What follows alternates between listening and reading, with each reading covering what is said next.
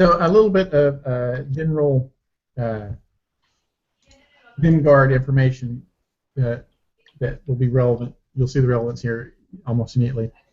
There's as it came out with the Toulons, who are like the European like, and then you have the Chena, who are like the Aztec Native American types. There's another subrace of humans called Pinglets, who are kind of well, they culturally in Dimgaard they're based upon the northern native peoples like the Eskimos and the Inuits, and a couple of them have showed up at the hostel of Farlangen in the intervening days since you got Gemetis into town. And I will let them introduce themselves. It's Connell and Kethra.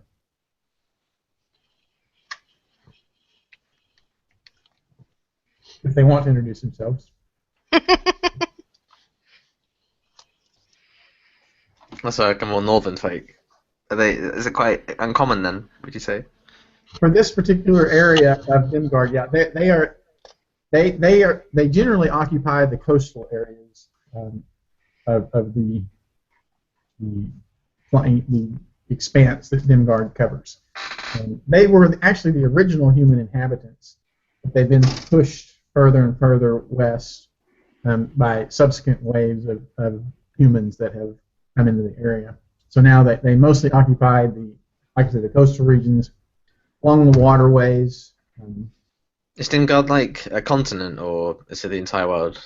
Dimgaard would be kind of like the continental United States from the Rocky Mountains to the East Coast is kind of the area, except that it goes from east to west instead of west to east. So it's kind of like a continental shelf. It has a big mountain range as a barrier, and then the southern barrier is a dense jungle, and then there's the northern waste, and then an ocean to the west. Yeah, I vaguely remember the map, but it is only just a continent, though, right? Yeah. Yes. Yeah. The Dimgaard region is just like a coastal shelf, or a continental shelf, rather than coastal shelf. Okay, so yeah, so a couple of Pinglets have showed up. They carry simple weapons that they are able to use quite proficiently and seem rather nimble in using. Kathy, does Kethra wear armor? No, she does not. Okay, she doesn't. Okay. I'm assuming monks then?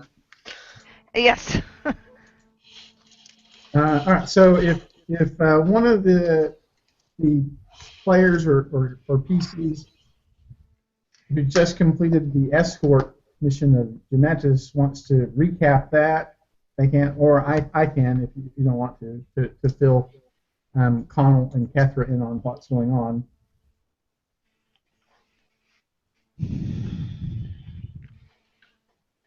You're probably the best then. All right, so here's what's happening. So Odile is very much a slave state.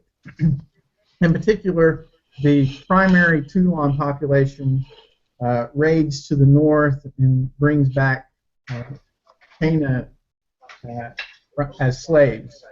And it's been going on for a couple of generations. And over time, resistance has formed to that process.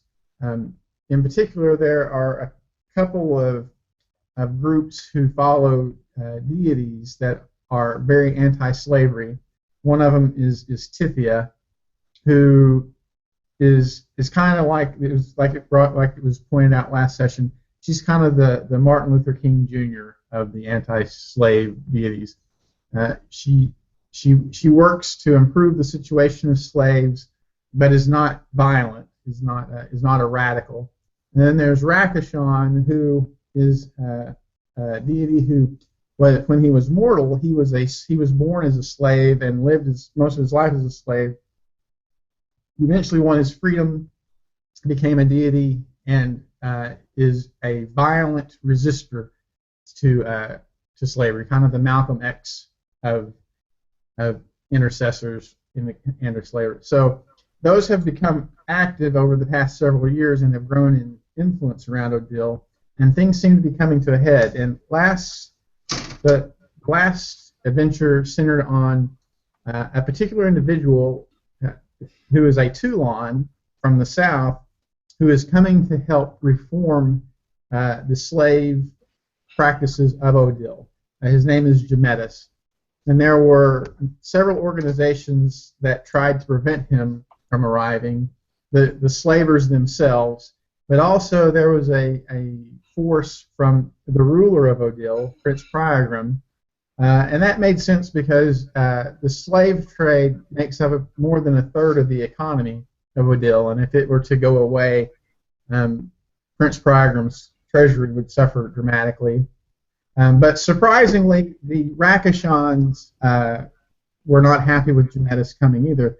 There seemed to be a racial undertone to it. The Rakashans are mostly Chena, and they didn't trust a Toulon to act in their best interest.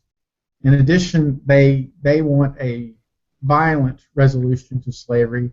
They're not wanting a political resolution. They want to see the Chena slaves united and form some sort of a slave rebellion. And then finally, there were elements of Titha that had been swayed by the Rakashanis and believed that the best course of action would have been if Gemetis had become a martyr to sway others who are currently nonviolent into violent revolution.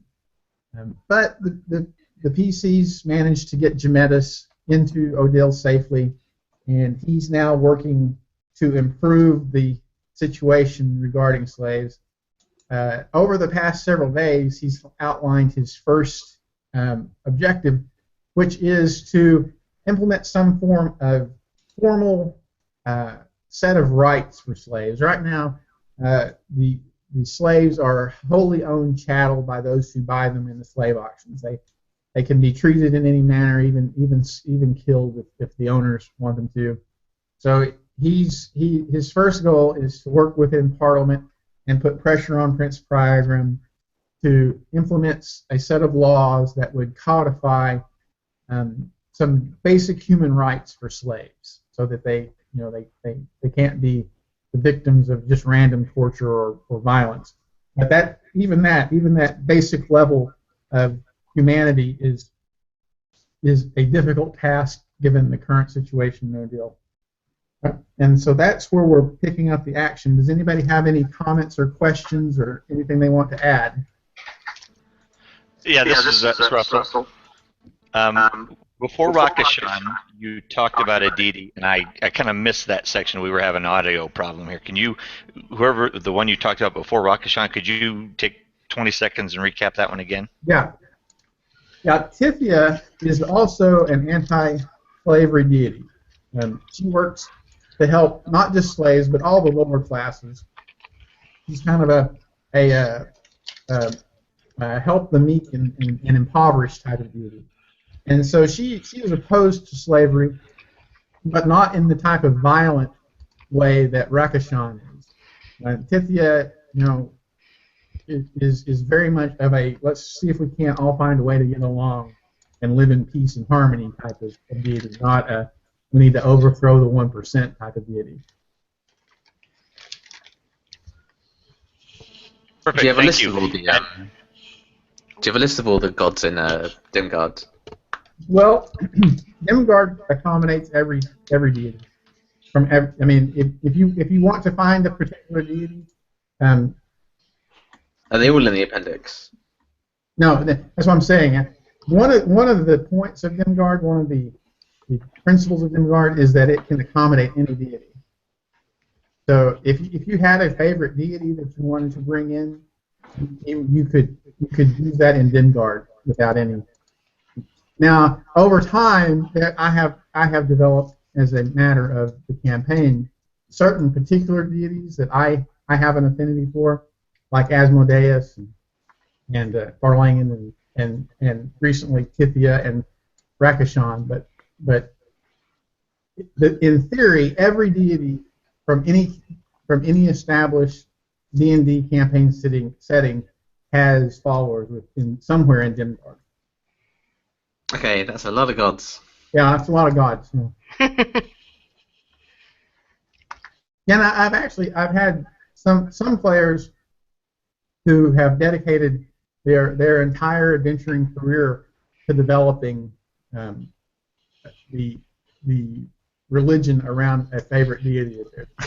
Oh, okay. Yeah, so,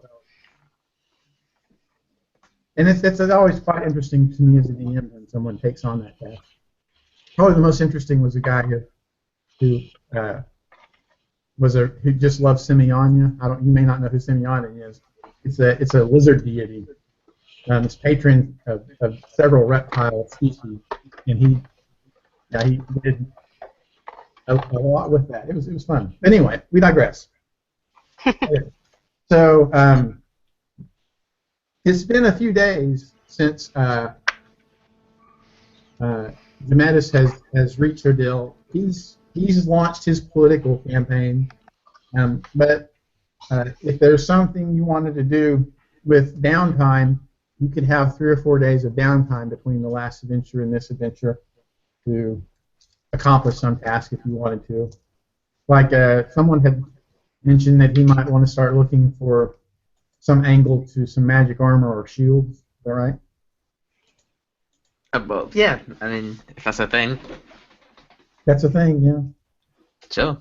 You can spend the day. Yeah, I'd look for any magical weapons or like equipment like that. I'm interested in armor or shields. Yeah. More, yeah. Yeah, so you could do that. Do you have a strategy for doing that? Did you want to describe? So in particular, in general, you could use charisma to try and persuade people to tell you about secrets, caches, or you might use investigation to put together the clues and signs, where you might have some background ability that allows, like a criminal contact. So you have anything like that about your character that would facilitate?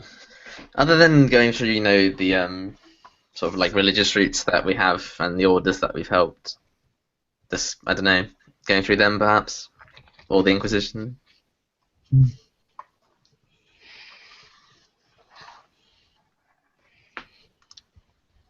Okay, so make me, I guess, an investigation check to see what kind of progress you make. Investigation is not a strong point of mine, but that was a good roll. It's a good roll. That is a roll. That So would have been a 19. yeah. So by asking around and investigating the kind of less obvious elements of the one true faith in Odil, you do get hints that there's been treasure that has been taken back before reform set in that are probably hidden somewhere that may include things like a magic shield, a magic armor, but it's not obvious at this point. You're probably going to have to spend considerable more time, and it can be downtime. That means they have to be in the adventure, but looking for that sort of thing. But yeah, you do make some progress. That's a good roll. Nice. Basically, Valsindor just take a lot of interest in the slavery work that's going on, keeping an eye on the groups and how people are moving either for and against it. Okay. Well then, I'll jump in here with the red one. It's 5 paragraphs, so it's going to be a few seconds here. But here we go. So for the past few days, discussions around Odil have focused on caravans that have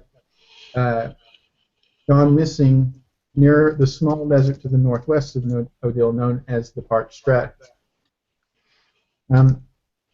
Other stories have centered around the arrival of Demetis and his attempts to reform the slave trade in Odil. But this morning, a new story has set the city above. a slave trade or a slave raid by the prominent slaver Tagris is in trouble. A large chain and force is pursuing him on his return, and he will likely be overtaken before he reaches Odile. Various organizations in Odile are developing their positions on the issue, with the slave auction house of Mortem already sending a force to stave off the chainers. Not surprising, it is the subject of discussions in the tavern you are currently having lunch in. And as you're having lunch there, Woolgar, a figure wearing a hooded cowl, which is unusual indoors, sits down beside you. He says, I've noticed you in your activities the past days, and I'm curious as to exactly what your intentions are. You don't seem to be the type of rampaging monster that many of your kind have the reputation for being. And what kind would that be? Say that again? And what kind would that be?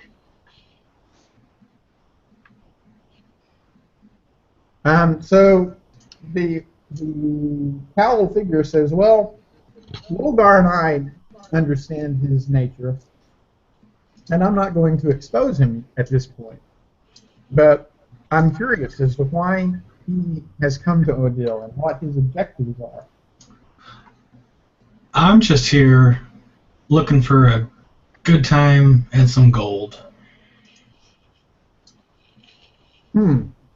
I mean no harm to anyone who does not mean harm to me. Yeah. All right, so turning to Balcinder, he says, well, my name is Wolzan, and I share a certain type of secret with Wolgar. And he pulls back his cowl slightly, and you can see that he's hiding the features that mark him as a dragonborn. He says, although my heritage is considerably different than Wolgar's, and I'm concerned about his missions, and if there is some less than obvious reason that he has come to Odile, but he has insinuated himself within your group, and your group has proven to be pretty admirable in your efforts to help Odile, which is my overall goal as well. I'm here to try and see Odile and its surroundings become a better place to live. And I'm concerned at the news of this failed slave raid that is returning from the north as we speak.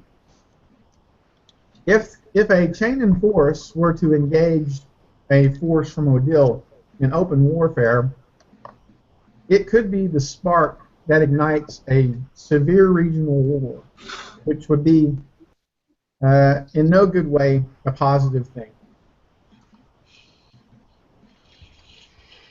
So you're wanting us to intervene on the slavers' behalf? Well, I can see several courses of action that could prevent it. One would be if you could beat a rescue force from Odile to the slavers and free the slaves so that they could rejoin the northern force without, a significant battle. Another would be if you were to help the slavers and make the battle so costly for the chainers that they would be dissuaded from engagement. Personally, I would favor freeing the slaves before a battle occurs, so that the chainers simply return home without going to war with Odile. Certainly is preferable. But I can see how there would be other parties in Odile who would favor, an overwhelming, decisive victory for Odile, so that this issue would never come up again. So the chainers would be so disheartened that they would never again even think of trying to march on Odile.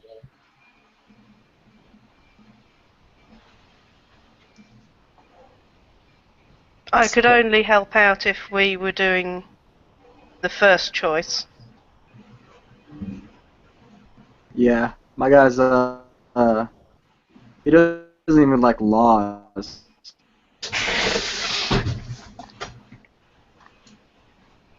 I'm pretty sure he's gonna be for enslaving people.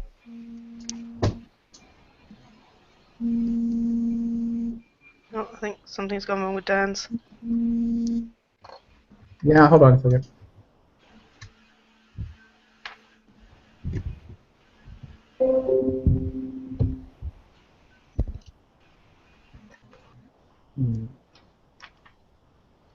Is that better? Can you hear me better now? Yeah. Okay. What colour was the Dragonborn? He is not a color. He is a metal.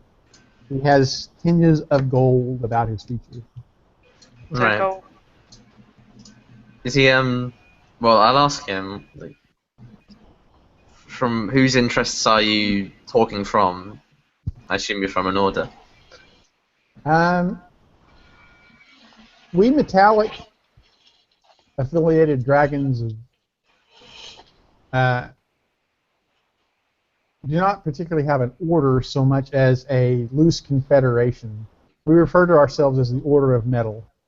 And Yeah, I remember now. yeah, we work throughout Dimgaard to try and improve the situation for all the inhabitants. Unfortunately, our numbers are quite small. We could not, for example, field an army. So we have to work covertly to avoid the Inquisition and do what we can where we can. But we do have resources. If you were able to resolve the issue, I could provide you with a reward. Okay, yeah. Certainly is an incentive. You just said the magic word. Like I say, my preference would be if you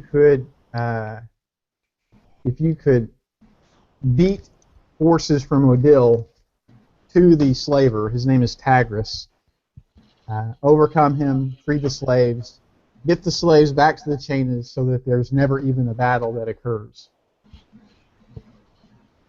But if you have a better alternative to that, my ultimate goal is to avoid a devastating war between the Chainas and Odil.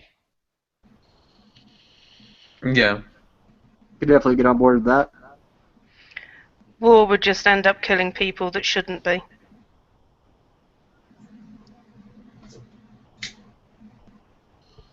But we'd be killing slavers in this, right?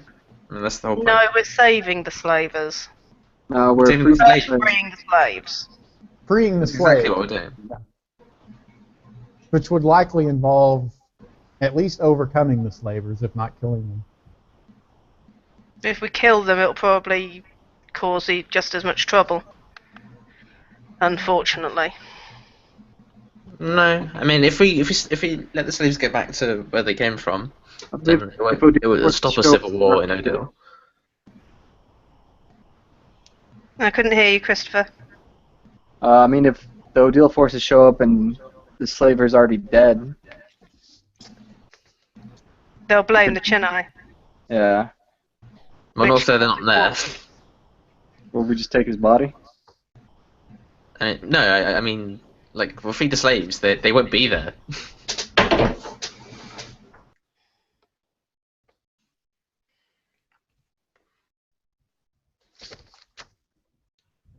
I mean, hopefully we can. Actually, I doubt he'll be convinced that he'll just go, oh yeah, sure, I'll just leave the slaves and they'll go back. But if we can try and convince him, Well, we could maybe bluff him, tell him that help's not coming from Odil, and a whole army of Chainids coming for him.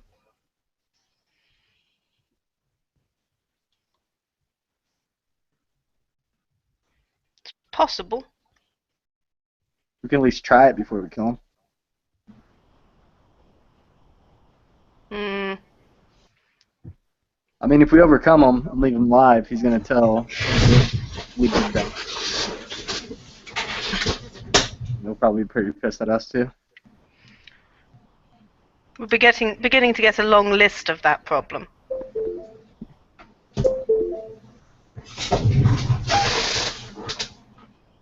Like all we did in the last game was escort a diplomat. They can't really get too mad at us for that. I mean, the slavers can, but like the actual government can't. But for Yes, they can. We beat up their escort that were going to kill him. yeah, We intimidated. They did kill him. Oh yeah, they did temporarily, but only temporarily. We upset the Chennai because we didn't let them go and beat people up. I persuaded them that that was a bad idea. Well, yeah, we're still going to annoy a lot of people whichever way we do it. If everything goes to plan, then the outcome will be good. And if we're going to annoy a lot of people, we might as well free the slaves while we're annoying the people. Oh, I have every intention of freeing the slaves. Of course we should do that. Make people angry. I think we can maybe frame some monsters if we do end up killing them. Make it look like he was just shanghaied by like hobgoblins or something like that. Ooh, let's do that. That'll take some planning. We might not have enough time to do it. But possible. It's an option. I mean, if we piss off Odile too much, we can always just go to the Chainids. And then we're picking sides. I think we've already picked sides. Yeah, but we haven't pissed off Odile enough to where they're just stabbing us in the street. Yet. Yeah, this might push them more towards that. Well, perhaps there'll be an overthrow of the government at some point, but that's not going to be yet. We're merely trying to stop, like, just an outbreak of a slave, like, rebellion. Hmm. You know, it's baby steps here. Yeah. I think you might need a lot of revives. Mainly for the slavers. Well, the slavers are going to get what's coming to them if they, you know, they don't. Well, no, you kill them, free the slaves, bring them back to life again. For? I mean, So like, that they can continue and not end up having a big row with the Chainans and start a war. Because if they die, they will blame the Chainans. Because it's a good thing to fight over. well, they'll only blame them if you allow them to. I mean, can they really blame the Chainids for freeing their own people? Are they really going to go to war over...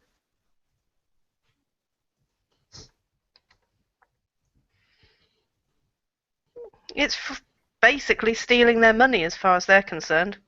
Yeah. Slaves are money, they're not people. So what this metallic Dragonborn wants us to do is avoid the battle, a big battle right now, right? Right. Yeah. Okay. Well, his desired outcome is that there not be a war. Right. That's what he wants to avoid. And he suggests that one way to do that would be to free the captives, the slaves, or the people who are on their way to be slaves, I guess. They're not slaves yet. But yeah, one way would be to free them so that they could just simply go home without a battle. But you may have other just so ideas. we're clear again, who is it who has the slaves? Who are the slavers? So the slavers in this particular case is he's almost a legendary slaver. His name is Tigris.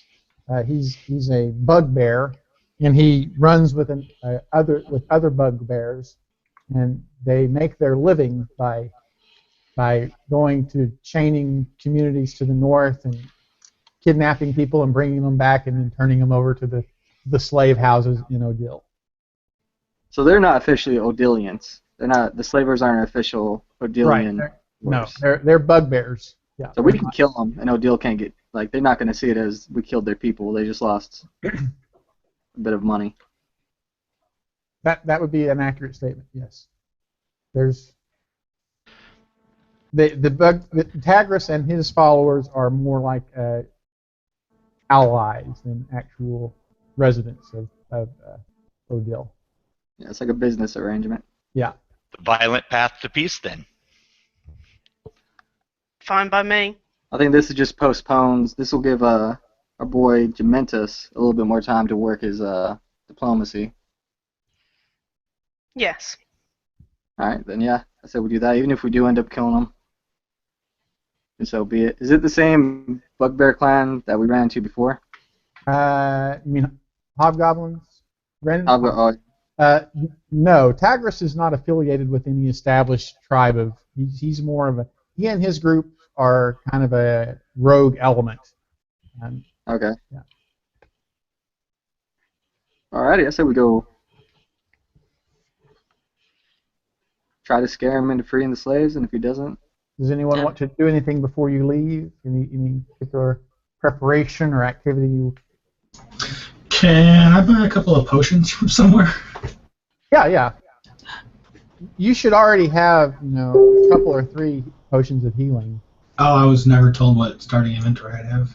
Yeah, I'm sorry. Yeah, you should have the best armor available that you wear. Either. Yeah, you gave me the full plate.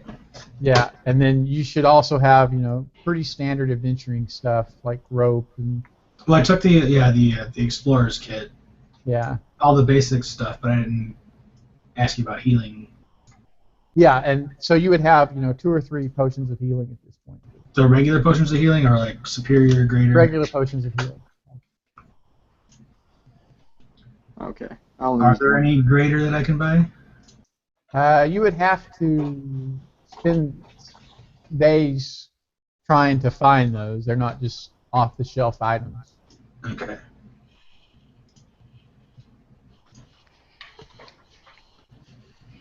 So how far is it travel to where this Tagris is? Well, it's a little unclear, but the indications are that you could be there before nightfall, as far as his last known location. And I might have missed it. Was the Metallic Dragonborn offering any compensation for doing what he wanted? Yeah. Yeah. Okay. Like And what that'd did you be have in mind? What did you?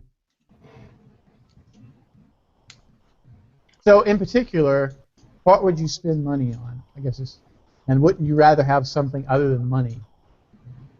I'd rather have either a magical weapon or like boots that made me faster or something like that. Okay. Sounds like his order might have like an in onto some pretty arcane stuff. Yeah, so he's part of a very extensive network of spy types, and while he may not have those type of items readily available, he could begin to look for information on where you could find those. So you might have your magic armor too, huh? Or have Yeah, info. sounds good. Yeah, we could. I'll do it for info. I'm willing to do this for it. Okay. Information is valuable. In general. Or even preferably magic robes or cloaks or something that are lighter that provide the equivalent of armor. Right, I see what you're saying. Yeah, I don't know if those exist, but we could certainly look for them. Similar to braces of armor, something like that. I want to displace her. Cloak of displacement. I thought you were about to say I want to displace a beast, at which point that's just a very big pet. I don't have that good of animal handling. I might. I could definitely use any magic thing that increases armor that isn't armor, because I get a lot of bonuses from not wearing armor. That'd be cool. Okay, so Kethra and Connell, do you have pictures? It doesn't look like Kethra has a picture for her character. No, I don't. Okay, is there a particular picture you have in mind?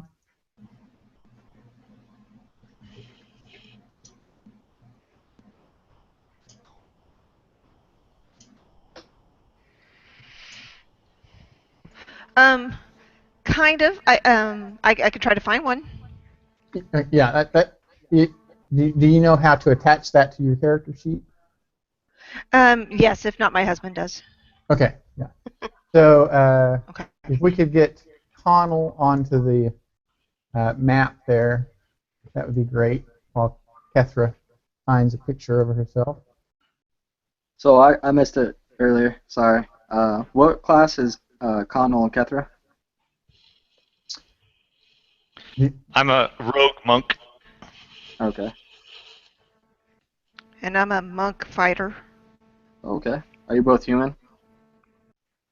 Yes. Yeah, Cool. both lingots from the coast. He was, when we were having audio problems earlier that we were trying to work through, when I heard Dan say, could you introduce yourselves? And he paused, and I couldn't make out what he said, and then finally understood. By the time I understood what he was trying to ask, he'd moved on because we had choppy video or choppy audio at that time. Cool. I think I've never played with monks before. I have no So idea. just to real quickly, I'll go through and give you my character is wearing robes. I have a couple of sai swords stuck in my belt, which are they're like short swords. They're pointy without blades. A couple of daggers, and wear a staff, or not wear a staff, but carry a staff, and I have a backpack. Well, I'd like to ask what brings you both to Odile. I didn't download it. Traveling, learning, seeking new things. One thing you'll note about my character is that during the evenings and downtimes and things like that, I'll be pulling out a book to write down notes, journaling the experiences to take back to my monastery. I see. So you're learning about new cultures. Exactly.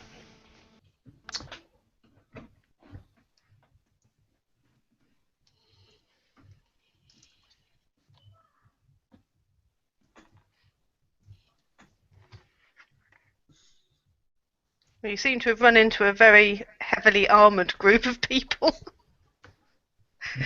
I think everyone is in medium or heavy armour. I actually think it's split even. So I got nothing on, actually. Oh, of course, because you're barbarian. Barbarian, yeah. Just got So do we got it? kind of funny. We got a token. Kind of for funny Kethra because yet? my character follows the way of the shadow, so I do the jumping between the shadows and that type of thing. Ah.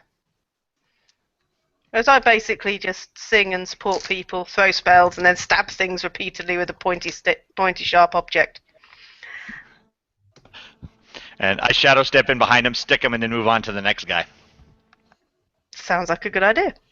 probably good. Yeah. I always find, well, these people in this the Dimgaard mostly go for like martial types rather than spellcasters, which I thought was interesting. So Well, it very does say heavily it's- melee groups. Yeah, it does say it's a low magic setting, so probably people shy away from being pure magic users. True.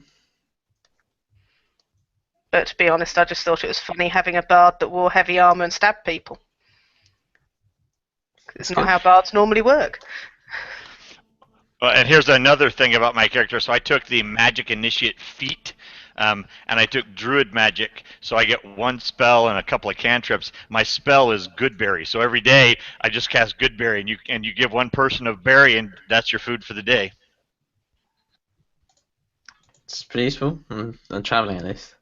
I love Goodberry. It's a great spell. Yeah, it's very helpful. You can also shove it down someone's throat if they're unconscious.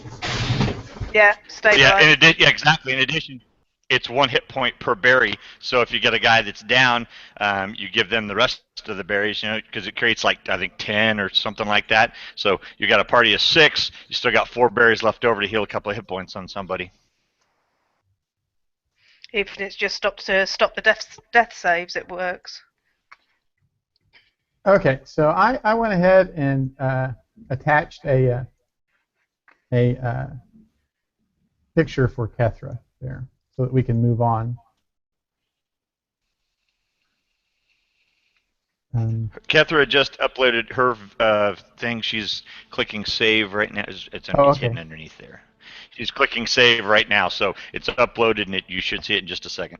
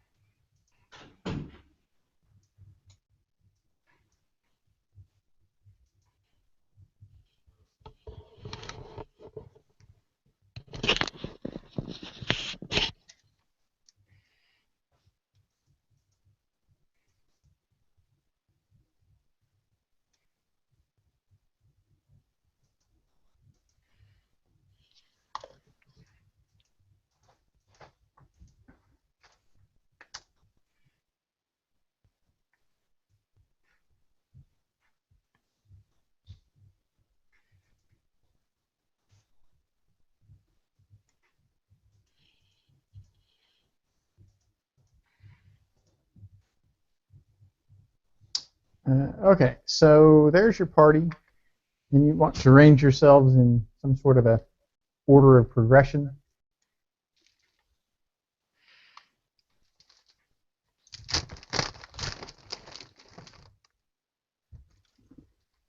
Which way are we?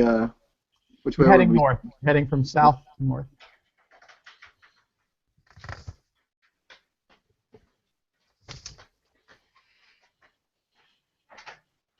I'm pretty good meat shield, so I'll go up front. Yeah, I'll stick in the middle. Remember to put my hit points back up to maximum. And Wolgar's the back guard.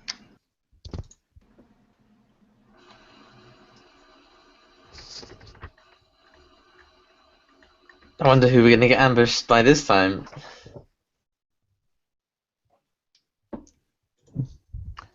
We do seem to get ambushed on this road many, many times.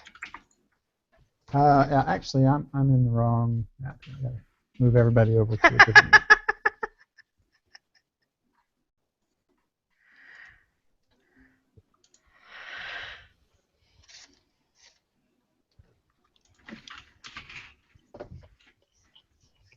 There we go.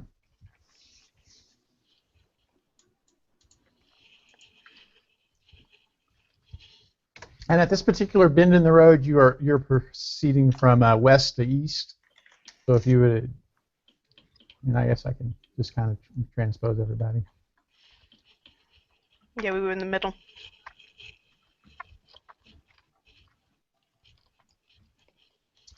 Garrett, what's your passive perception? 19. Okay. You get to about right here, and you can see kind of a similar thing to what happened in the last adventure, where this area has what looks like some disturbed earth. Like there looks like there's probably some things buried in the ground there. Oh, again. Well, obviously I warn everyone that yet again there's more traps in the road. Yeah, looks like there's a trap ahead there. What do you say, left or right?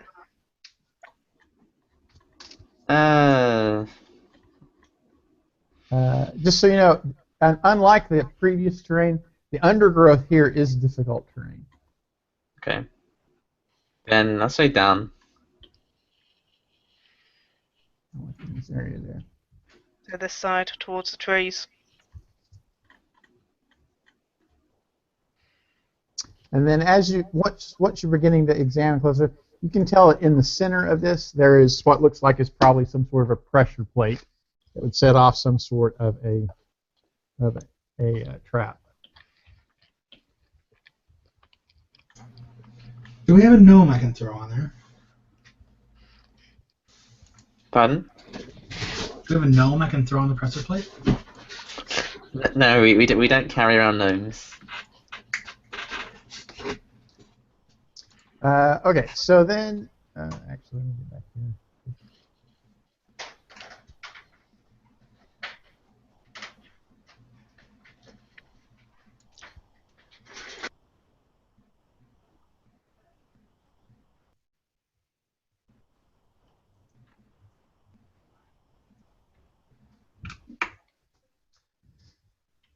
Token's on the wrong spot.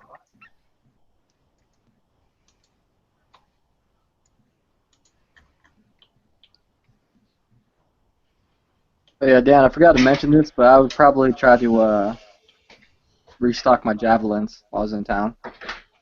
Oh, yeah, I'm presuming it. You don't need to track ammunition. Yeah, can't you? You can just pick them up at the end of the battle, right? Yeah. All right, cool. Well, they stuck in people and they just kind of walked on. So a fair few people. And you hear several people casting Bless, and that's going to put us into initiative. Can you guys at least state your intentions before you start murdering us? They shouted, all right, they said, yeah, we told you our intentions. We said we weren't going to give you weeks or months to resolve it. We've given you 4 days to get something done with the slave situation. It's time for action. We're not your enemy. We're going to go free some slaves right now. Yeah, our cause is better off if we just go to war. We want those Chainas to come down here and kick ass. We don't want you to just free the slaves and let them go home. So you want mass suicide by the slaves? We want a big war that will result in the Chainas being freed of Odil's tyranny at last. Yes, they'll all be dead. No, we think we'll win. Well, that's everyone has said that so far. With armor equals death. Been there, done that.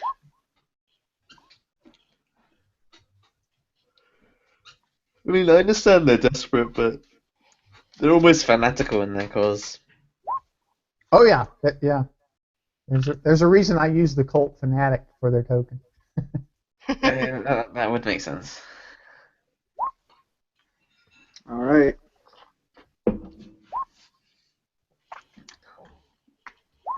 And they say, all right, if you just turn around and go back to Odil, and let events take their natural course, we'll let you go. No, we're going to free the slaves. Yeah. If that means killing slavers, I have absolutely no issue with that. But we're going to free them. Before they get branded. Or just killed as soon as the slavers see the chains coming. I went through and rolled all those.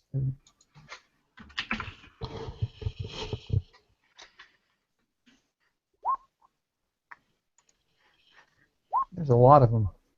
Jesus Christ.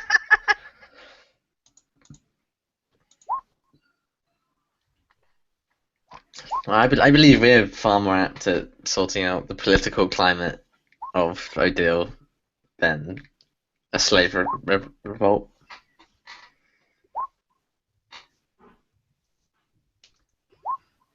Okay, I think I got them all in there. That is a lot of turns.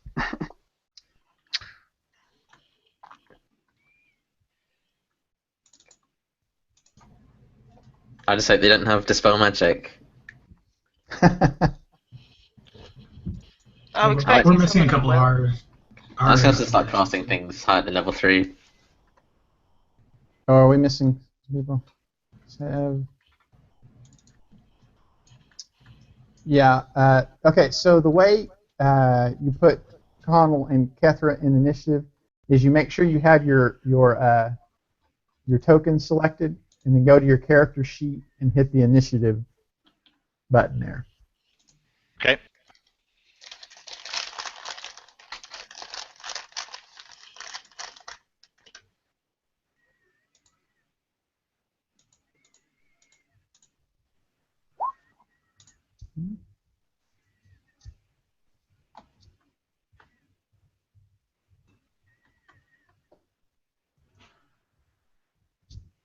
And I'm still missing Connell.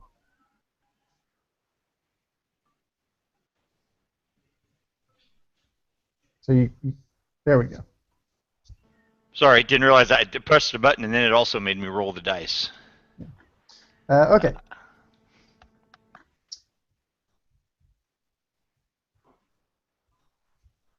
All right, so he's going to move up and take a shot at the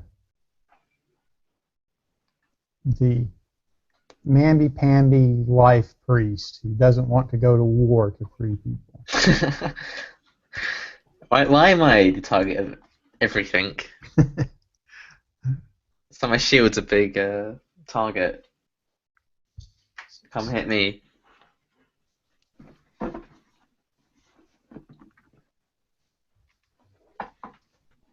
I got to adjust my macro to Just want peace, guys. Not asking for much. What time of day is it? It's morning. Okay. Overcast, bright sunlight. What are we looking at for? No, it's a clear day. But there is a lot of shadows amongst the undergrowth. It's all at least slightly obscured. Is that why you're Gotcha. asking for your shadow step? Yes, sir. Okay. 22 hits Garrett. Yeah. So you take 8 piercing and then 10 piercing. Okay.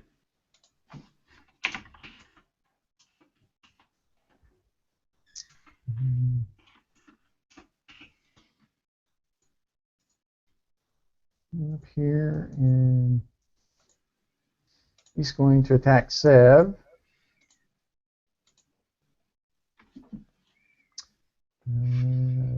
A 19 hits Sev.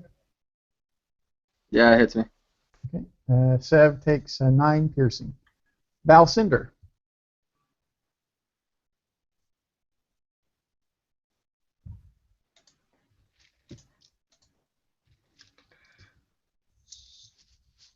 You hear a bunch of people cast Bless in what would be the surprise round, and then a couple of guys move up and shoot. Where are you putting this stinking cloud? Okay.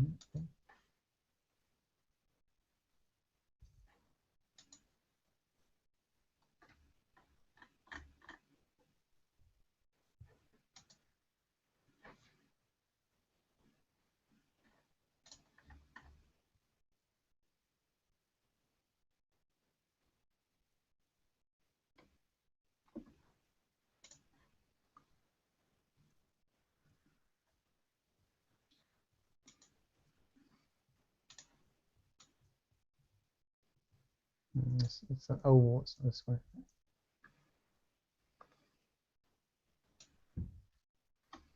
Yeah, it should be a bit bigger, I think.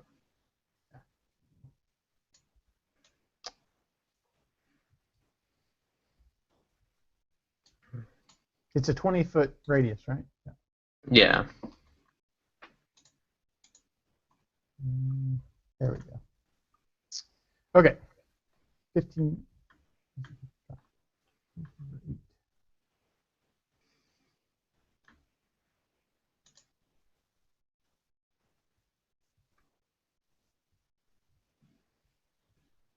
On save.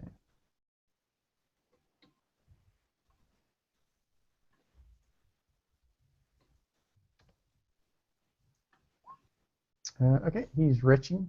Kethra.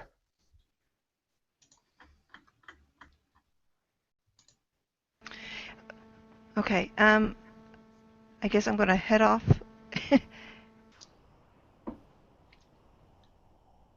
over here and strike with my staff. Okay. Okay, that will miss. And then my second attack, I'm going to do the same thing. Yeah, that will hit.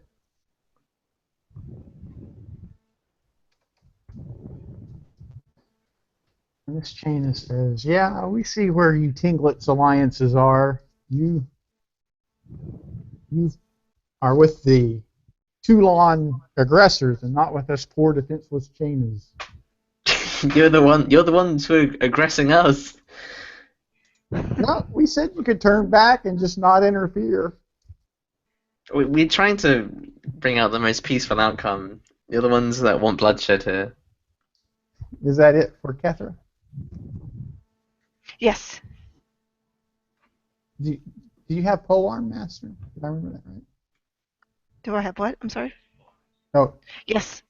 okay. Um, Great weapon fighting is what I have. Great weapon fighting. Okay, I thought it was fun. Okay, where's number one? Number one is retching, I think. Yes. Develop one. That's some great CC.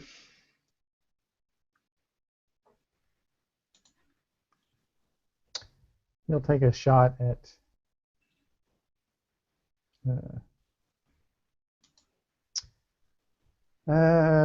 So the barbarian is going to take 4 piercing and then 9 piercing, and then it will be Sev's turn.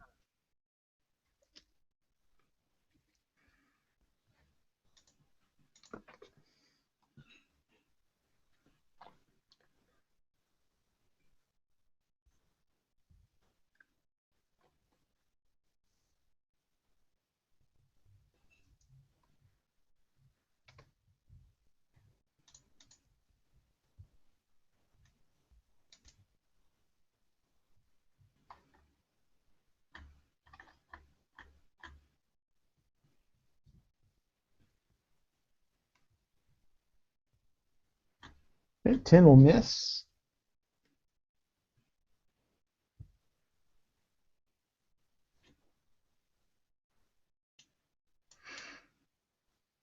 I think that hits him though. Let me look.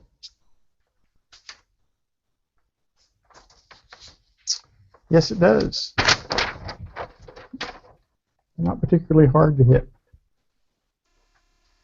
Anything else from Sev? We're here to party. No, that'll be it.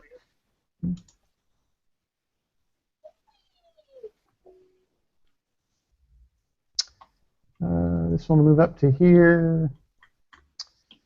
And the guy you just hit looks like he heals back a little bit.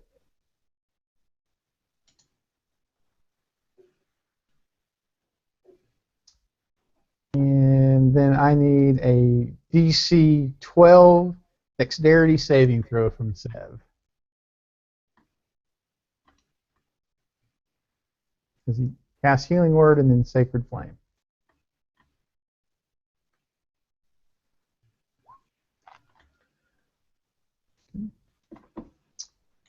Sev takes 7 points of radiant damage. I'll take what damage now? Radiant damage. You said 7? 7.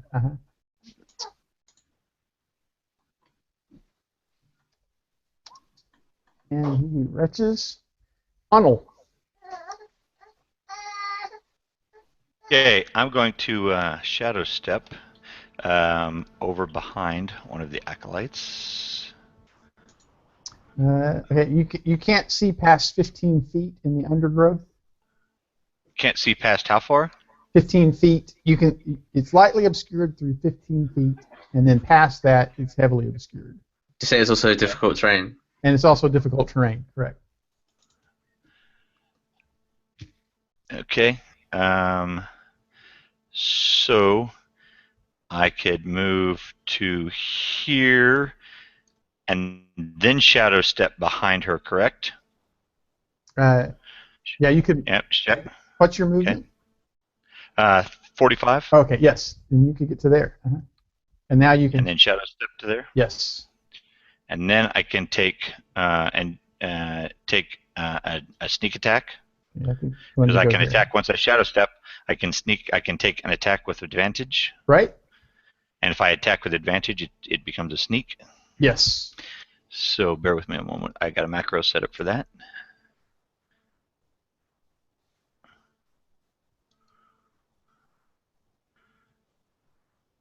Oh, natural 20. Yeah, so you roll another 3D, 4D6, 2D6, another 2D6. Okay. And that should be simple. Where do I just get base dice from? You just On the left. type /R and then a space and then Okay. 2d6. Gotcha.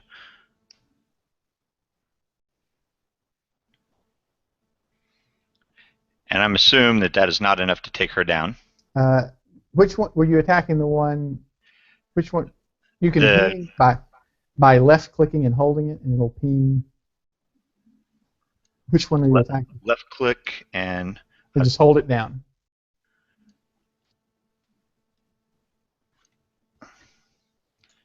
Just hold down your left click button. yeah, I did. I'm right on top of her. In my map, I show her right on top of her. Okay, there you go. On your map, I don't. Just to act like 3. Okay. You did a total of 25 points to her. And I still have a second attack and a bonus attack. Made her concentration check. Okay. She's No, still up? She's still up. Mm-hmm. Okay. So then I'm going to take. Now, does my second attack still get advantage, or only the first attack? Only the first attack. Okay. So then let me switch over to weapons. Everything's gone from my character sheet. In fact, my character sheet is blank.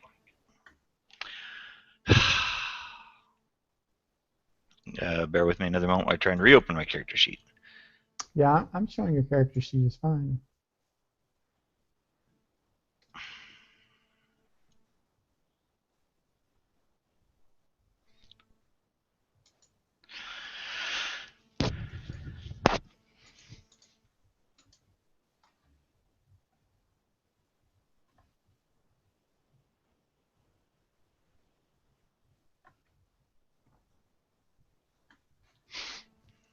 My connection to the server flaked out, so I had to reconnect. Oh. Okay. Reopen character sheet. Character sheet. Now I've got all my stuff back.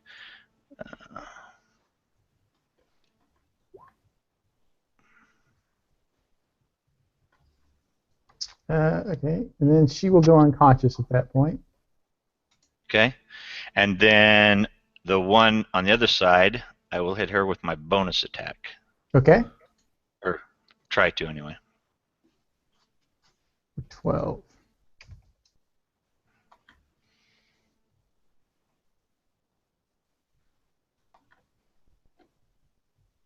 Okay. Anything else from Connell? Nope, I'm out of stuff unless it comes to reaction time.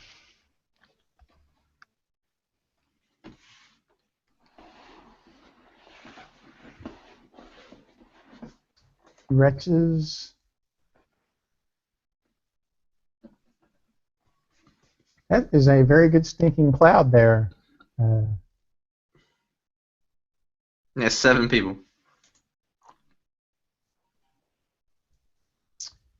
Okay, so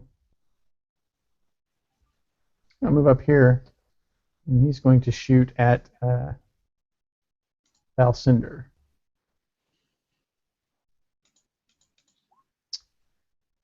Does an 18 hit Valcinder?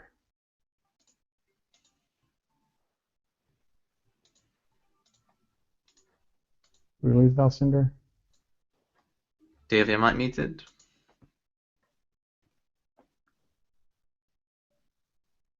You with us, Lorraine?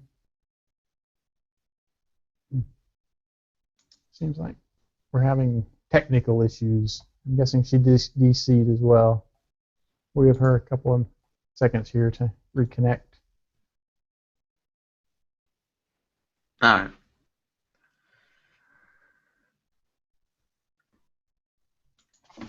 Oh, okay. Well, so he's got an 18 and a 20. Do those hit you?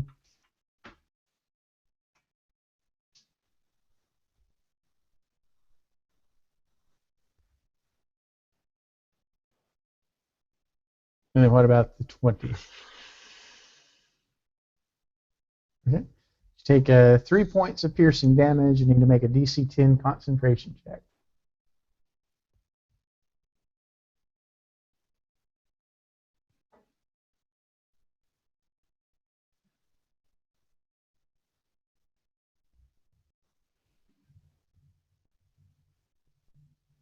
Okay. 5.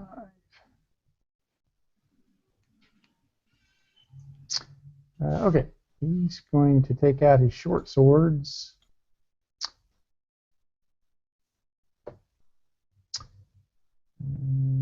Does a 17 hit Kethra?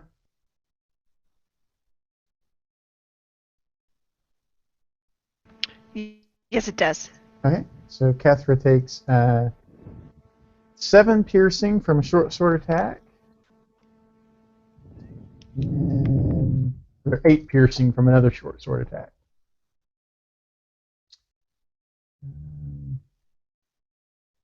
He's going to have to go back here.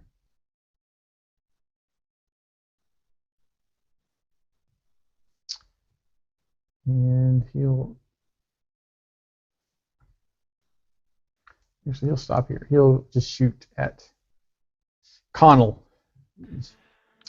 Excellent. Get to use my reaction.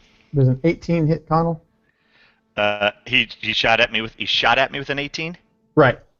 I'm going to use my reaction of deflect missiles to attempt to try and catch it. If he doesn't do at least 13 points of damage, I automatically catch it. Okay, he does 4 points of damage. Okay, I catch it, and I spend a key point to launch it back at him. And bear with me just a moment. I've actually got it open right here. If you reduce the damage to 0, you can catch the missile. If you spend a key point, you can launch it back, regardless of your proficiencies, and it counts as a monk weapon for the attack. Okay.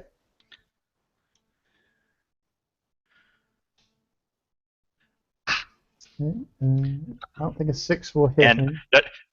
Well, it rolls a 6 plus the 4 plus the 4. It's actually a 14. Sorry, okay, I didn't have a macro set up for that.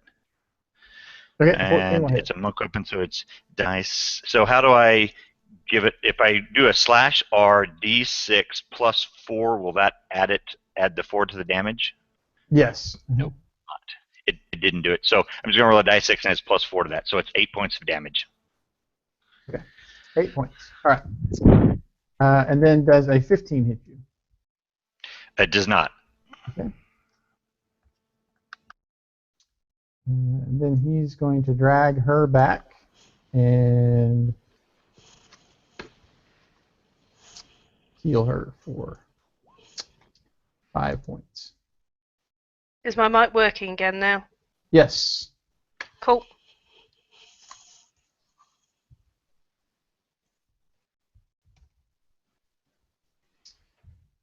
Okay, Aqualite 6.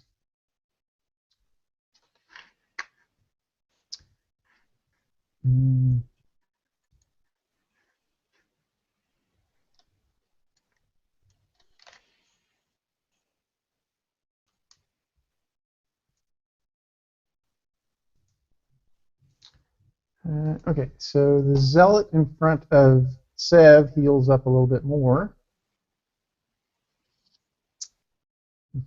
Almost down to no damage. And then Sev, I need a DC 12 dexterity saving throw from Sacred Flame.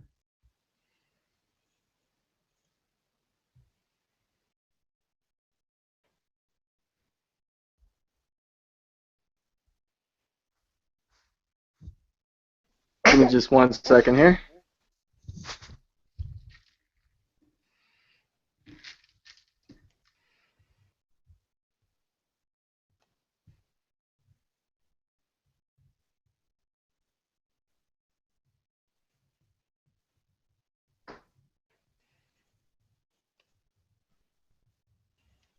Okay. And then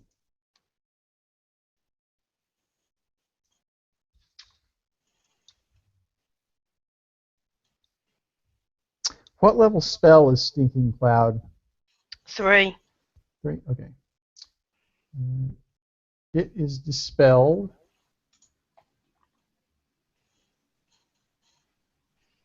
Didn't know if she needed to roll or not. But, yeah.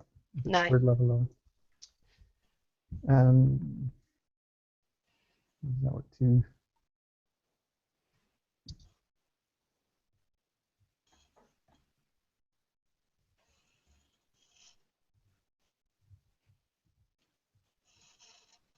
I'll shoot at Garrett.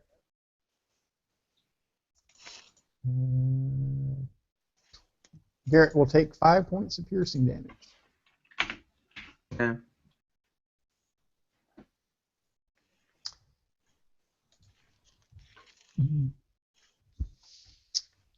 Connell, you need to make a DC 12 Wisdom saving throw as this acolyte tries to command you to flee.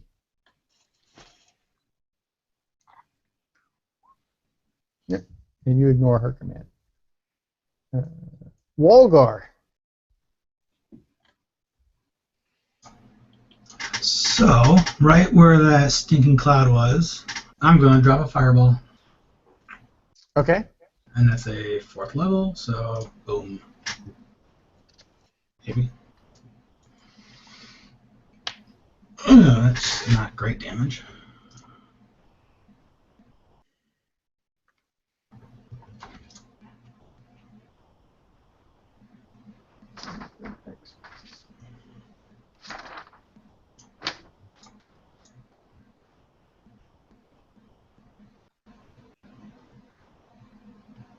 And it's a DC 15, right?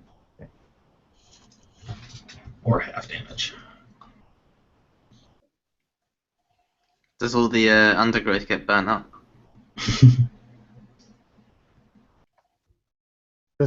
No. It's a little more hardy. It's more like thickets and vines than just.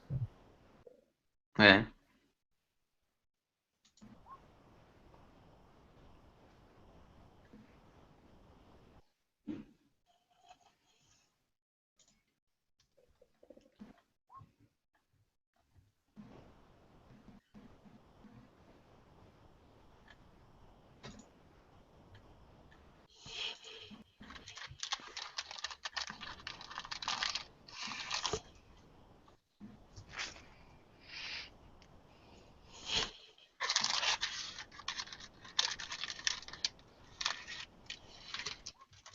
Oof.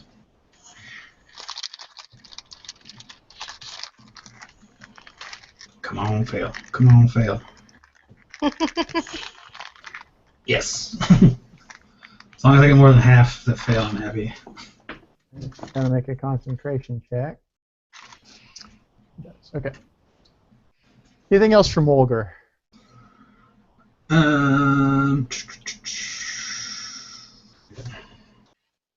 No.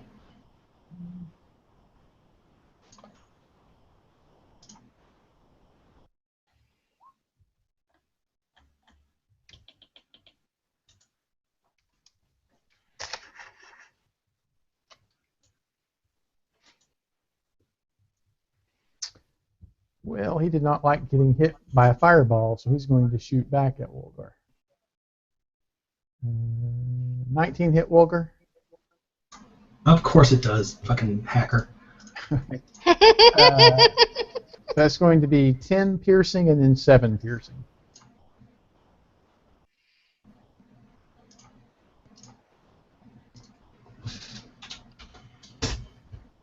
Remember when in 18 I used to never get hit in other games, except for this one.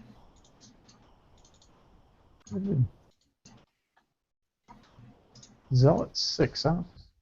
Oh, there he is. Okay.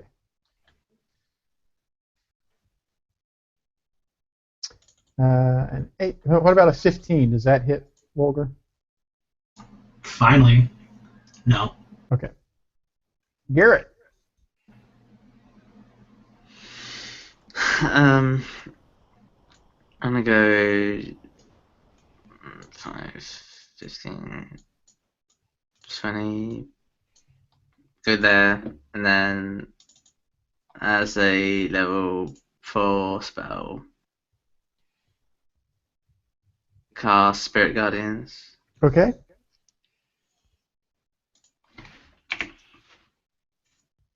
And yeah, that'll be it.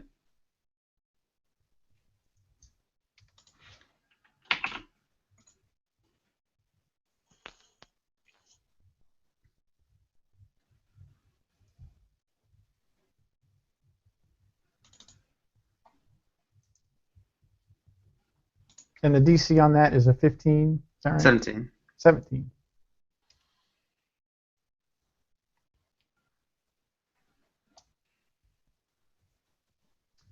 Okay, roll your damage. It's rolled on the first 27. Oh, 27. Okay.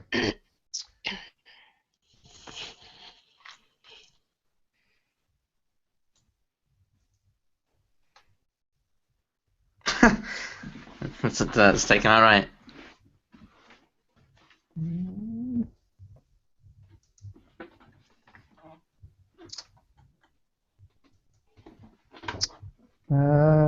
Looks like Sev is going to take 5 piercing.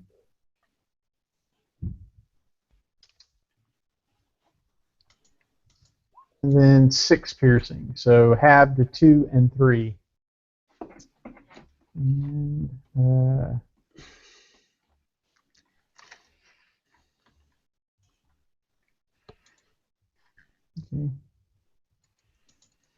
I guess he'll heal him. He'll move over to here. And heal her for 3 points. Alcindor. I'm going to use the same trick again because that seemed to work rather well. So I'm going to throw another stinking cloud in that area. Oh no, who's standing in the middle of that area now? Garrett. Me. Garrett with his. I'm doing my own thing. Yeah, true. That's going to end up painful. In that case,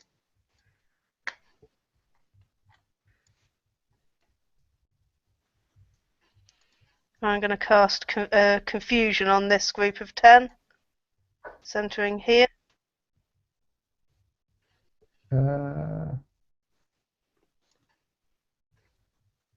What's the area of effect on confusion? 10-foot radius. Okay, so you're going to get these guys over here? Yeah, basically hit that group. Okay. Okay, so DC 15.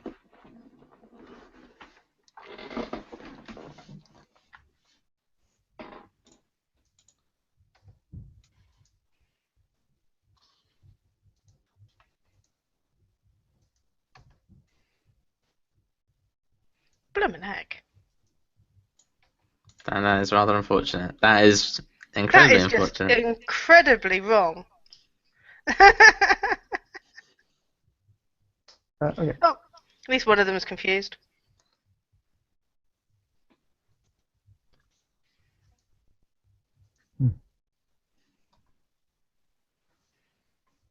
Anything else from Valcinder?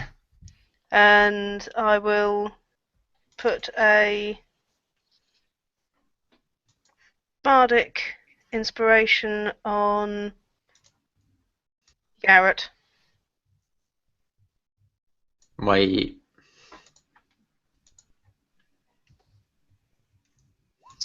Okay, roll your Spirit Guardian damage for this guy.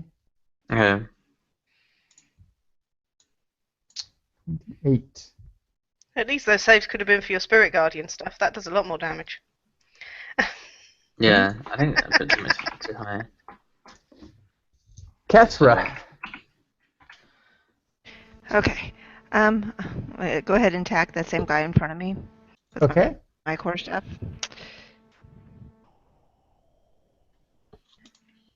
Does that hit? Yep, that does it. Mm-hmm. Okay. And I'm going to take my second attack same way.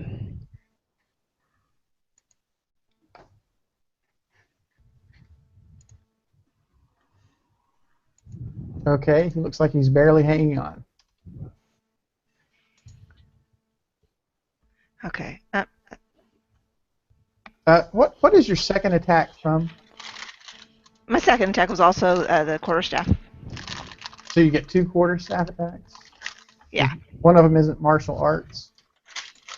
As a monk, whenever she attacks it counts as a monk weapon.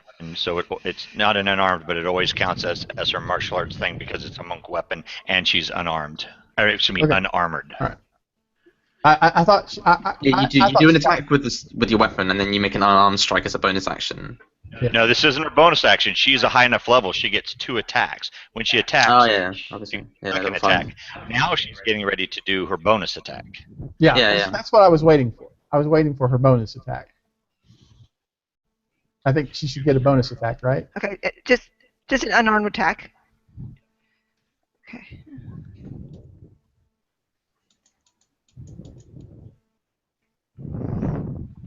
Okay, a 10 will miss. Where's this guy go? He's in the Spirit Guardians. Okay, roll your damage for his Spirit Guardians. Okay.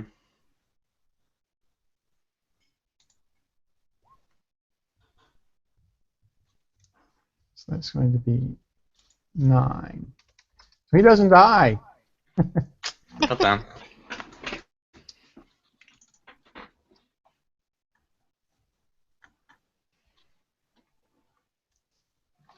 But his... Oh, okay. Yeah. And he takes out a scroll. It's a level 5 spell, by the way.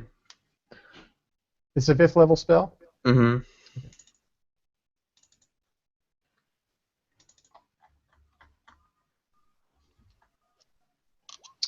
Attempts to dispel it and is unable to. He'll move back out of. Can't dispel me now. Okay,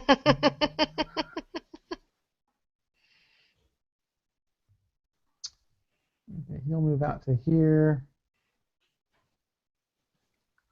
He'll just try shooting at you. He's going to hit you for 9 points of piercing damage, and you'll Can he see me from there? Yeah, he should. Yeah, I guess it's 50. That's 15 foot. Yeah. How much damage, sorry? 9 points of piercing damage. So a DC 10 Constitution saving throw to maintain concentration. Yeah, okay.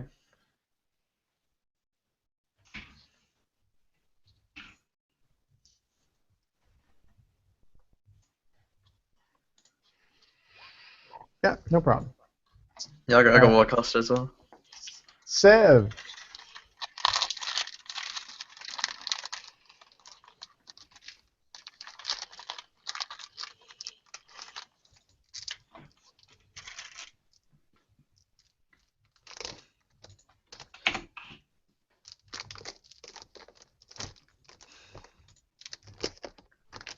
Alright, sorry about that. Trying to rock a baby to sleep. Oh, that's sweet. Aw. Yeah. I miss rocking my baby to sleep. You should enjoy that while you can. Yeah, I get plenty of chances to enjoy it. Mm-hmm. Yeah. Alright, so I'm gonna try to knock this guy diagonal to me here. I'm gonna try to knock him prone. Okay. Make an athletics check.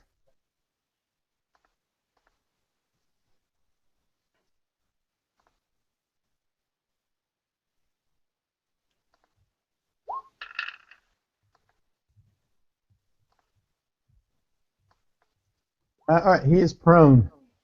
Alright, I'm gonna maul him. Okay.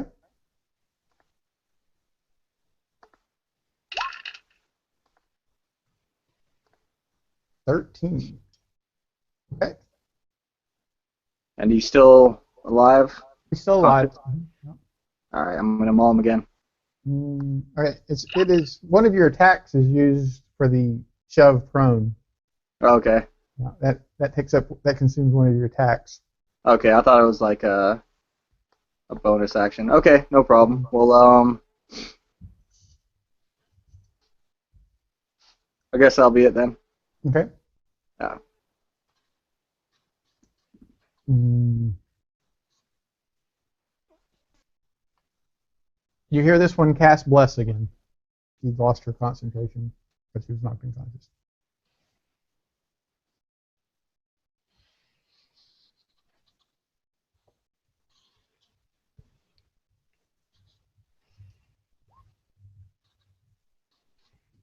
Roll your damage for your Spirit Guardians again. I don't think it's going to matter. I think he's going to... Oh, no, it didn't matter. Yeah, it's pretty abysmal. Or worse damage, isn't it, that one? Yeah. 2 1s, 2, 3, 4. You hear her giggle a little bit? Yeah. She takes out her scroll of Dispel Magic and tries to dispel. Stay away. And she does. Oh, 17. So the Spirit Guardian goes away, and she does a little dance. Looks like she probably only has 1 hit point left, too. Oh my god. Connell.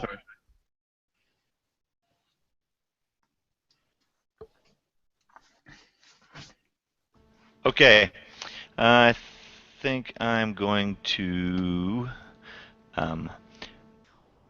move right there, and then how do I right drag?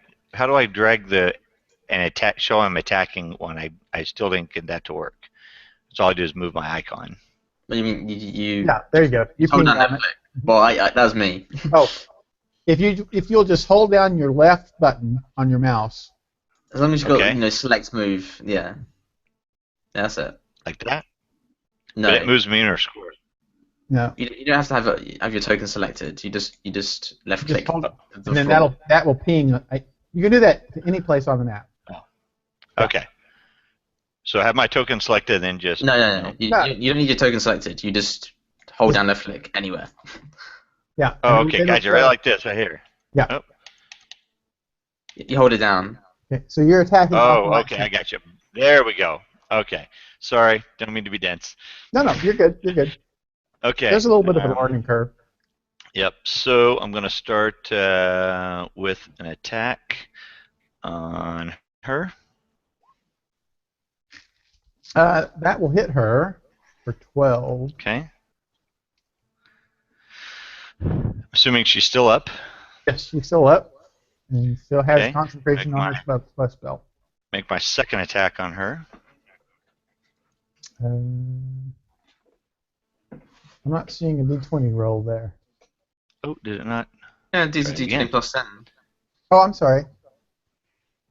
And then there's damage afterwards.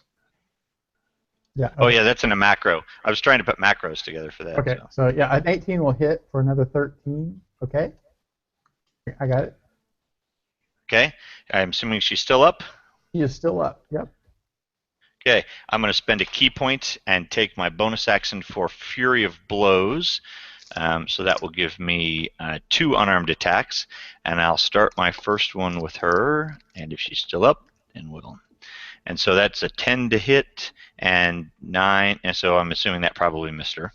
Yeah, and a 10 misses her. Okay. And my second unarmed attack on the bonus for the Fury of Blows. That will hit, and she will go unconscious at that point. Bam.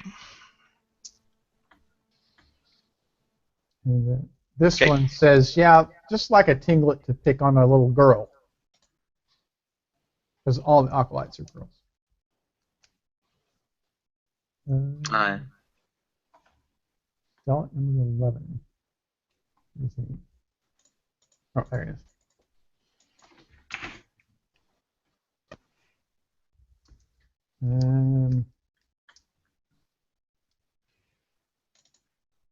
Valcinder takes 6 points of piercing damage.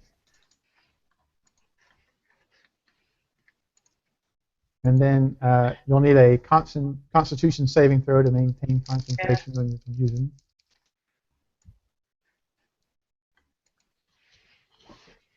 No. Okay, confusion goes away.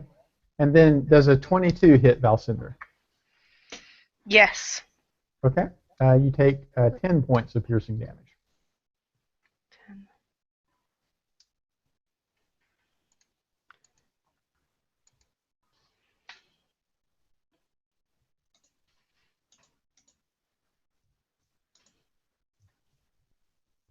Where is element number 10?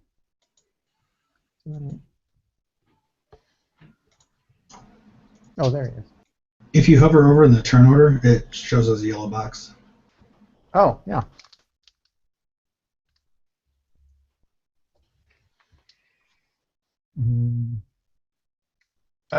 A 19 hits Garrett or not?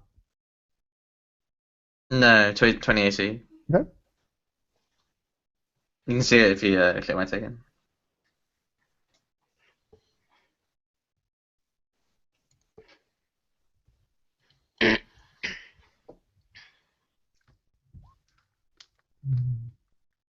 Does an 18 hit Balcinder? No, I can use my reaction on that one to deflect it. Okay.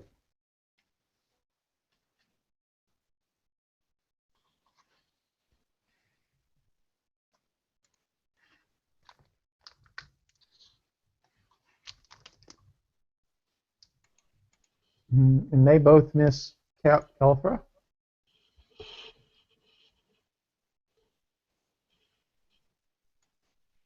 Yeah.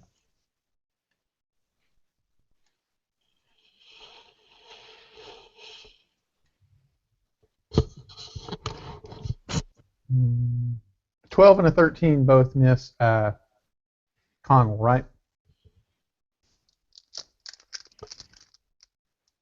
Yes. Jimmy? Okay.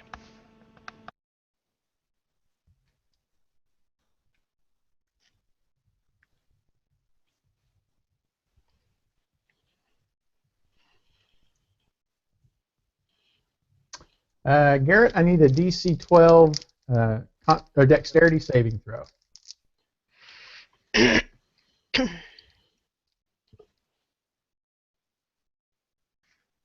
Take 3 points of radiant damage.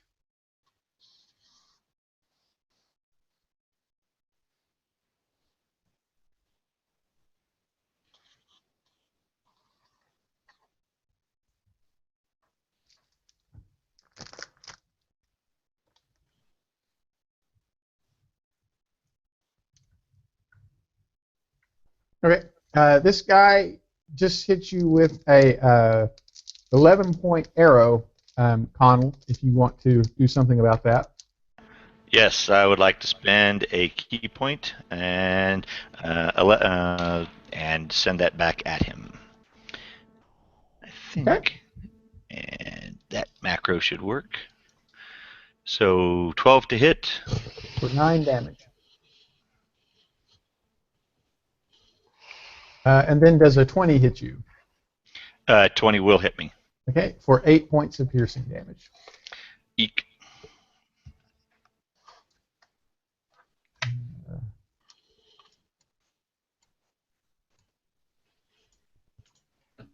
Could you put a health bar on your character if you double left click your token? It'll come up with a bunch of bars that you can like fill out numbers in.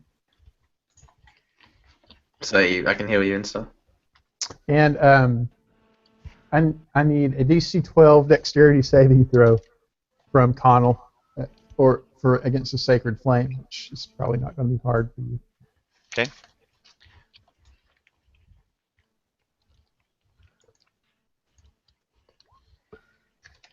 Yep, easy. Woolgar. Alright, now that I see this guy that popped out on the road, I'm going to run up to him. As I'm running, going to cast Hex, and I'm going to start swinging.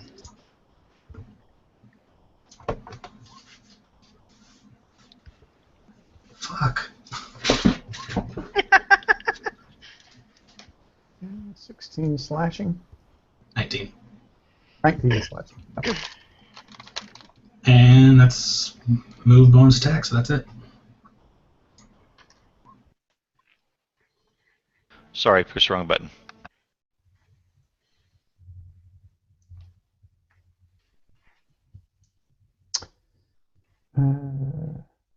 Does a 15 hit Connell? I'm sorry, a 19 hit Connell? At 19 will hit Connell. Okay. You take 7 points of piercing damage from a short sword attack. Okay. you sure that's not for me? The guy whose turn it is next to me. It's this guy. Oh, I'm sorry. That was 6, right? Okay, yeah. There's a 19 misses. You did not take that damage, Connell. I had the wrong guy. Great, thank you.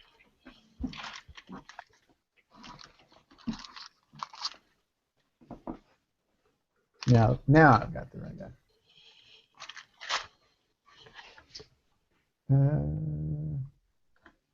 And he will miss Connell. Garrett. Okay, we're gonna hit the guy next to me with my mace.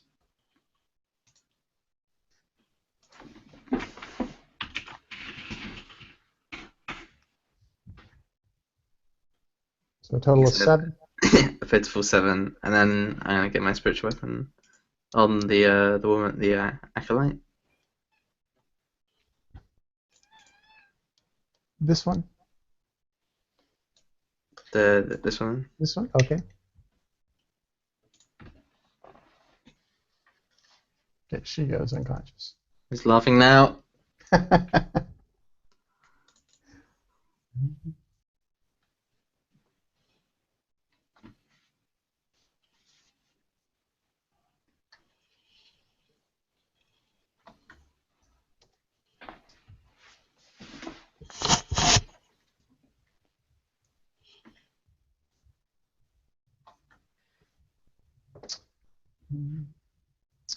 Okay, short sword does 12 points to Connell, and then a 15 misses, right?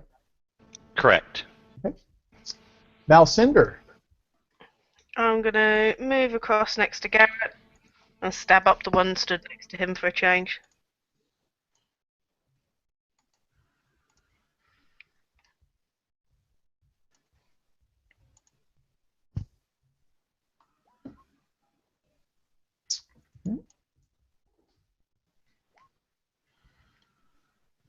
Goes unconscious. Yay!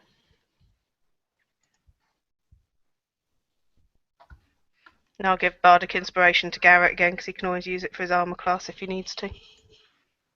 I don't think I used the one that I had already. Kelthra. You used it last turn, didn't you, to add a D? No, that was my Oh, divine right. strike. Ah, you just rolled an extra D8, so I thought it was mine. Right, yeah. I'll give it to Volga instead then. I'm gonna go ahead and try to finish this guy off with another strike with my staff. Okay, and you do. Down he goes. Take my. I'm gonna. Oops. Move over. Let's move over here. And I'm going to attack her with my staff. All right. This one, the acolyte. Yeah. Okay. Down. And then with my bonus action with an armed attack.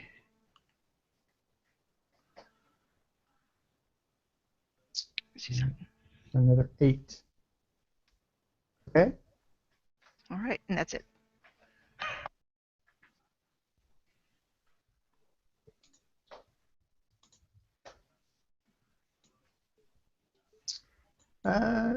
Okay. Well, we got more than half of them down. Okay, these guys aren't going to give up, but I don't really see a point in just rolling dice. They don't have the damage output to really stop you. So eventually you will overcome them all, but they're not going to surrender. They're going to fight to the last one. So you're going to have, I don't know, 3 or 4 of them will die from their wounds outright. But the issue then becomes, what are you going to do with the unconscious ones? You know those good berries you've got? Yeah. I mean, these are diehard zealots who want to go to war, who want to inspire slave rebellions, right? So I'm not so much Their against hearts this. are in the right place. They're just a little bit. I mean, if Well, we keep, I mean, if they we leave want them more. coming, They want. I want to stab them. But I don't Okay. want to stab them. They And- don't mean no, to be zealots. And there's another relevant point, right? So a lot of times, like with the ogres last session, there will be someone who will pay a ransom to get captives back alive. No one is willing to pay a ransom for these people. These are just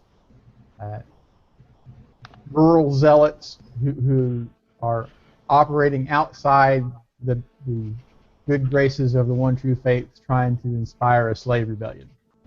So it's not like Why did they attack us? they want a war.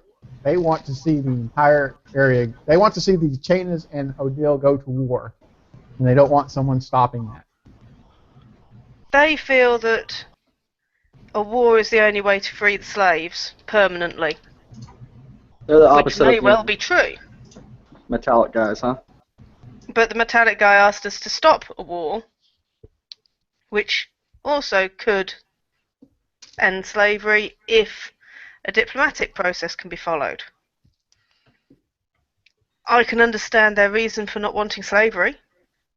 Yeah, but the ways they're going about it's all wrong. And I The mean, metallic if they guys would stop offering us stuff. These guys aren't offering nothing. Well, I'm not Slaves so have nothing to offer. mercenary. I'm not quite so mercenary. I don't have the necessarily the desire for the monetary gain, and they are fighting for a good cause, even if they're fighting it for a wrong way. So my vote is not to kill them.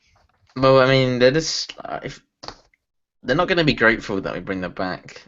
They're just going to go off again and cause more trouble for us. Keep them after us. Yeah, they're just gonna on As our way much back. as attack us. Isn't that their choice? as much as I'm against killing people, yeah, sure, but I mean, I don't really want to have to deal with all this, more problems when we're trying to solve a bigger issue here. I mean, We they can made give them it the option to turn around. Like, I'm not even against them starting the war, but I'm against them constantly bothering us.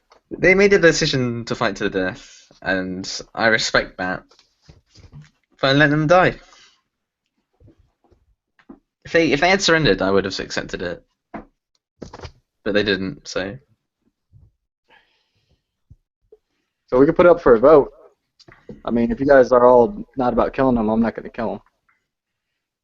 I don't want to kill them. I'd prefer to give good berries to a couple of the acolytes and let them basically sort out their own injured. I'm all about killing them. So it's 1-1. I think they're both dead. Kill. 3-1.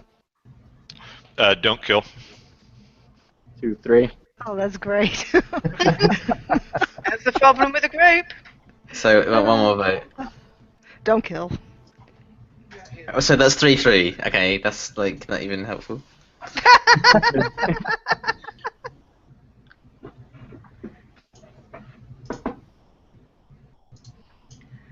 Stalemate. Should we roll a dice? Flip a coin? We've How never. many are alive or unconscious and not dead?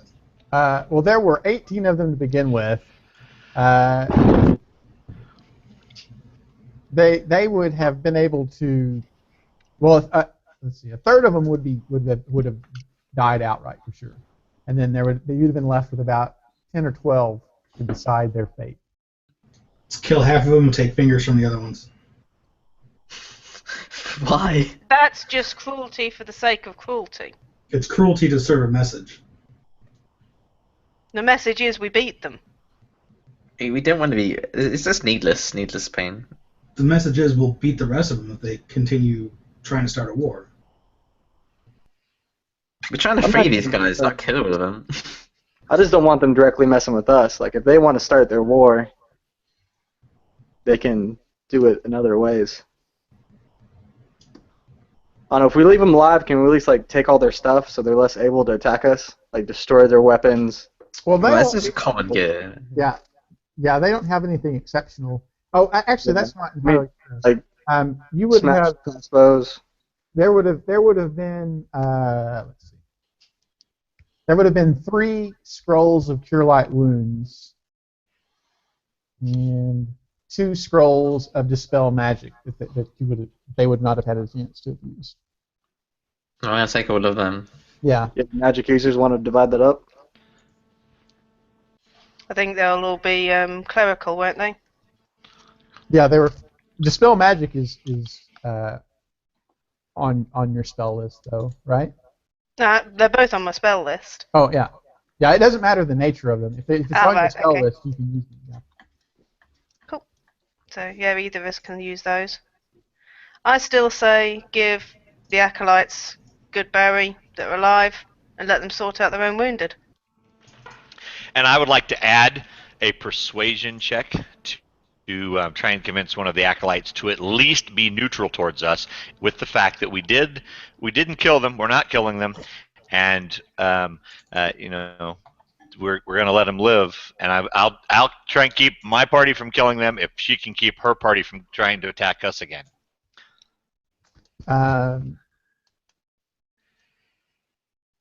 Well, yeah, she's not in a position to negotiate. She's forced to accept whatever condition you impose upon her. Well, It's more to try and she's persuade forced to them accept that it now, but I guess what I'm trying to say is I'm trying to convince her to honor the conditions afterwards, because they did just try to fight to the death, and effectively we're giving them their lives back. Right. And while they appreciate that, they are completely dedicated to eradicating slavery in Odile. And even if they were to make that promise today, if tomorrow they felt that needed another fight to the death, they would engage in that. Yeah, they're zealous. So my counter argument back to her is that we're also trying to stop slavery in Odile. We have the same goal. We're simply taking different paths to the same goal. Right. And the issue that We've had to undermining their efforts though with what we're doing right now.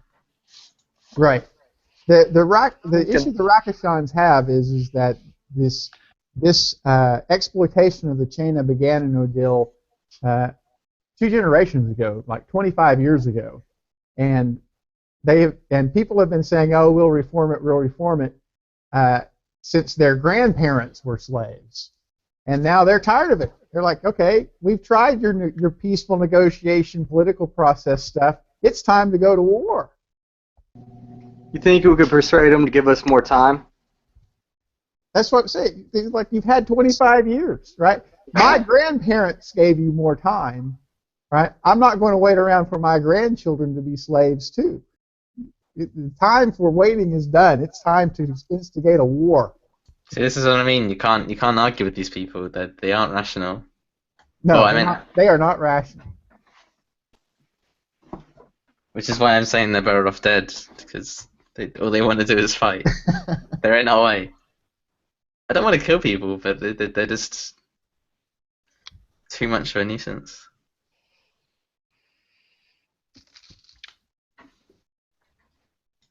they're a nuisance for the right reasons. No. They're a difficult problem. I mean, they're a nuisance. I mean, for the right reasons, but they're trying to start a war, and you like. Well, they're also trying to kill us, even though we're doing completely against the war. But that's because they think war is the only way to free themselves. If Well, you they think that doesn't mean it's a good option. Have you ever been enslaved? Never been enslaved, no, but I mean I've been in many Well, wars. if you've been enslaved, you'll understand what they feel. If they feel they have no life apart I understand from their feelings for sure, but they aren't going to listen to us. That's what I'm saying. Well, let me ask one other question. Again, I completely understand the fact that they want to follow the violent path to peace. They believe that violent insurrection is the only way. I don't really care if they go and try and start a war elsewhere, as long as they don't try and start it with us, because they understand we are also trying to stop slavery. But they won't. Well, they will not interfere with you today because they have no resources left. You've defeated them. Right? Just that at a later date, they are likely to But come fight us again. next week, maybe after they have regrouped and rearmed, and This is the second time we've tangoed with them. They were willing to kill us before, and we were able to persuade them. True, We let them yeah. know we're gonna have a third encounter. It's gonna happen again, and But it'll happen anyway. These aren't the only people that are part of this group. Whether we killed these or not, there are still more that were willing to throw themselves onto their swords simply to free themselves from slavery. well, and another 11 people thrown at my face another day, or it'll be another less 11 people. Perhaps maybe they'll think of us too much of a threat to bother. yeah, I mean they can give you some information on that. Their numbers are around 50 or 60 total, and you have 18 of them here. So you're looking at a third or so of the Rakishan activists in the area. I mean, if you were to kill them, it would be a pretty significant blow to their cause. But then they would also be martyrs, which may attract new followers.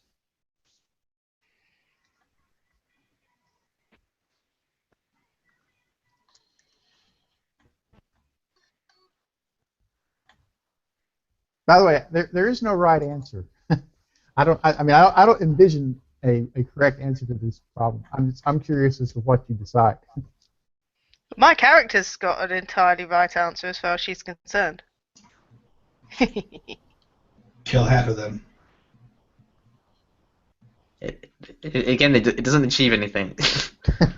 Killing half of them is just as useful as killing all of them. Then you martyr half. Okay, then let's kill them all. You either allow them to heal themselves and leave, or you murder them in the same way that they've been enslaved. It was their decision to fight us, not the other way around. It's But not it wasn't like their decision to be slaves. What's that got to do with them fighting us? I mean, they're not slaves anymore. They're free. Or they're escaped, or they've completed their servitude, or their families have been enslaved. No, I never wanted this fight. They could have left us to our own accord, as I tried multiple times to convince them, but they just weren't having any of it. If we just walk away, do they all die from their wounds? No, some of them will survive if you just leave them to let nature take its course. So Then should we after, yeah, then after a Since few we hours, can't some of them decide, will. just walk away, take their weapons, smash them, so they're a little less armed. And basic Weapons swords and and shields scrolls. are pretty easy to get. Walk away. Yeah, but then they gotta. I mean, not for escaped slaves. It's not. I'm pretty sure they could find some more. It's not like they could go strolling into the market. No, Like, but hey I should guys, have a Marcus cash. on. Don't mind us. Just getting some crossbows. But obviously this market's outside of Odell. So I say if we can't decide, we just walk away, and that's the.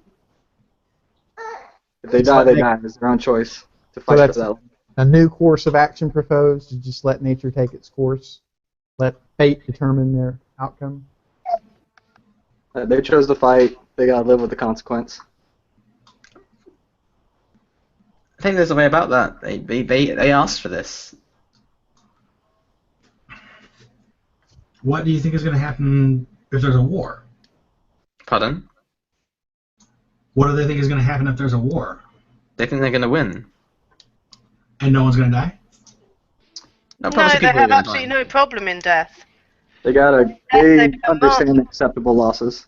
Right. What they hope to happen is that the Chainas, who are still free to the north, will unite and go to war with Odil, and then in response to that, the various slaves around Odil and in Odil will organize into a rebellion, and then the end point would be that these slaves in Odil would be free, and Odil would be so devastated by the war that they would never institute slavery of this chain again.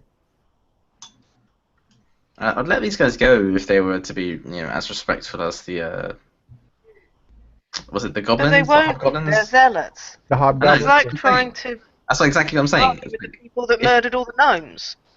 That's Exactly. Trying funny to tell that the them a gnome hobgoblins. shouldn't actually be killed just because it can cast magic. You didn't want us to kill them.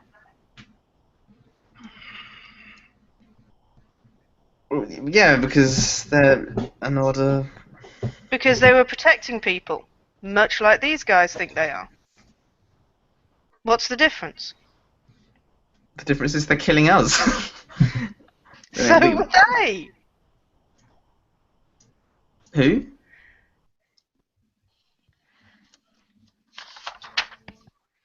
I'm not sure what you're on about. In our first adventures, we were fighting some very zealot-like knights. Right, members of the Of Order of Holdeth. Folkus. Yeah, what about them? We fought them and we kept them alive, and they're very annoyed when I stabbed one twice. I Yeah, see we kept absolutely them no alive. They're not killing us now. I mean, these guys will come back and try and kill us again. They have no respect. Right. And you think the Knights of Holdis won't? Well, the Knights Yeah, of I think Folkus. they will. Yeah, the Knights of Folkus. They have a lawful. I mean, they will agree to things and then abide by it, right? Yeah, like we jousted them, and they was like, yeah, fair dues, mate, and then they left. But your typical chaotic whatever zealot can't be trusted to keep an agreement.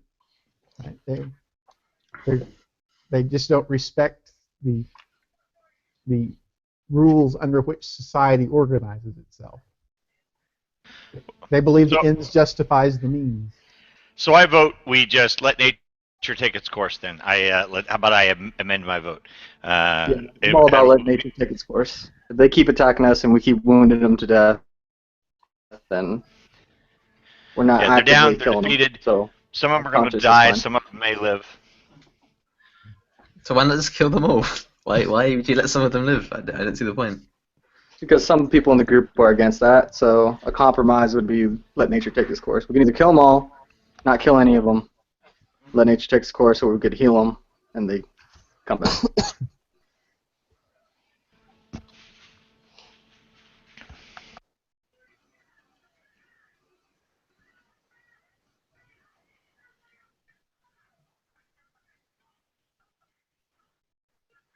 Then, in the meantime, while you're deciding, this will have encompassed a short rest. Yep. With a lot of arguing. Right.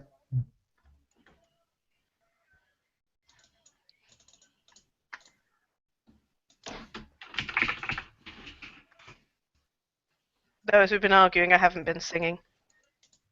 Oh, fair. Because we've been arguing. I don't think I can do both simultaneously. Okay, so have we decided on a course of action regarding him? I say we just walk away. I Second don't want to that. spend too much time here. I'm unhappy with it, but I'll follow the group. All right. I agree. So we're just gonna walk away, let nature take its course. All right. My character is spiteful and takes all their shoes, so that it messes up their feet when they do wake up. And he smashes them with his hammer. Okay. I actually help you with that because that is a non-violent way of keeping them from coming after us. Had a little bit of rage left over after the fight. But all right, we can move on. Okay, so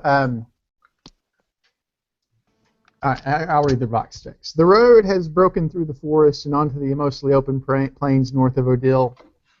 There are still scattered thickets, but the air is fresh and the sounds of nature are pleasant. And it is it's shortly before noon, and you come upon a group of a half a dozen guys who are gathered around a fire. Looks like they're getting ready for lunch. And they say, "So, what brings you guys to travel Odile on a day when there's expected to be such danger afoot?" Well, we're part of that danger in a way. We're here to quell that danger. In what way? Well, there's a slaver said to be coming down to Odile, and we're here to stop him. Quite frankly. Oh, really? What is Linda's it? actually hiding her head in her hand. And how would we're familiar with the slaver that you're talking about. Everyone's heard of him. It's Togris and the situation he's in. What is your what is your dog in the fight? Why? We just want him to set his slaves free and just leave. We don't want a war to start in Odile. We think war is bad for business. Everybody's business. Well, it's bad for everyone, I think. We're here to keep the peace. So you intend to free his slaves? Yeah. You realize that you'll probably have to defeat him in order if it comes to that. Okay. If it comes to that, then yeah, that's what we're prepared for.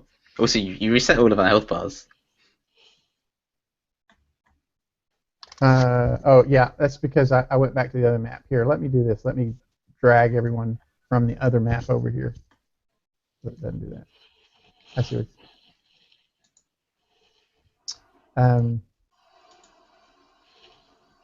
Why is it not selecting anyone?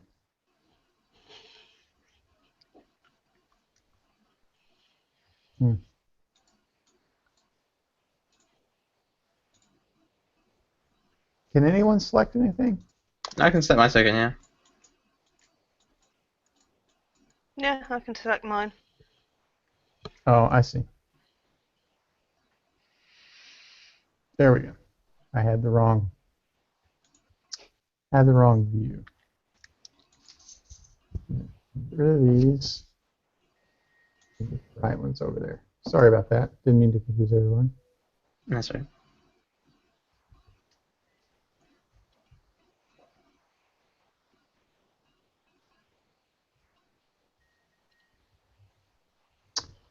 He says, all right, so you can arrange yourselves. He says, well, my name is Stharius, and if you are sincere in your desire to see Togris defeated and his raid end in disaster, I represent parties who are also interested in that. We would, if you can bring back proof of that, you can find me through the Church of Mask in Odile. Oh, yes. And we'll certainly be inclined to reward that outcome. What's your stake in this, may I ask? Well, What's the church's interests? I mean, I'm not at liberty to give the details of who is hired. So the church, just out of character, the Church of Mass, by the way, is one of the thieves guilds in Odile. In particular, they are the more heavy-handed, more like an assassin's guild than a thieves guild. Okay. It says, yeah. So there are parties. I thought they had slaves of their own, though. They do, yes. So Togris has become an unconventional type of raider. But he has signed an exclusive agreement with one of the slave houses, and that has kind of upset the way that the slave trade has been doing business. And there are other entities that would like to see it return to the traditional means, where the slavers operate independently without any particular affiliation, and then the auction houses rise and fall on their own merits. So there are auction houses inside Odile that have an interest in seeing Togris fail. And so we're positioned here to make sure that aid doesn't get to Togris. We want to see him end in a dirty heap. As Are a you with the message. church or just mercenaries for the church? No, we are actually members of the Church of Mass. Yes. Yeah. Yeah. So yeah, but we believe you when you say that you're out to make sure that Tigris fails, and we're not going to inhibit you in any way. In fact, we will be willing to reward that outcome if you can bring some sort of confirmation back to a deal when it's done. Do they got any information on Tigris that could help us? Yes. Tigris is a fairly well-known figure within the slaver community.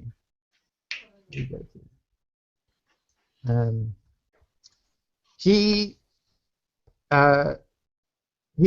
began as a pretty typical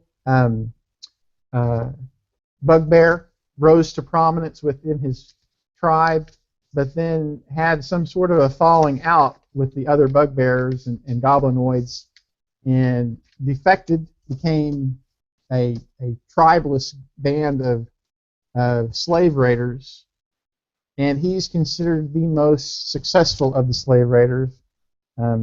He's reached legendary status. He will typically have a half a dozen or so lesser bugbears with him, and those numbers vary. He tends to attract bugbears who will stick with him while it's profitable, and then they will leave when they get tired of his abuse. He tends to be rather arrogant, and that's what's got him into trouble here, was that he stayed too long in Chain of Territory. He kind of thought he was pretty secure. He is known to be exceptionally lucky, and just has an unnatural aptitude for getting out of scrapes. But we would like to make sure that in this particular case, he has found his doom. Okay. So they want him dead, not just. Right. We want to see a harsh example made of him. Yes. Okay. Alrighty. Okay. Next time you see us, we'll have a bugbear head.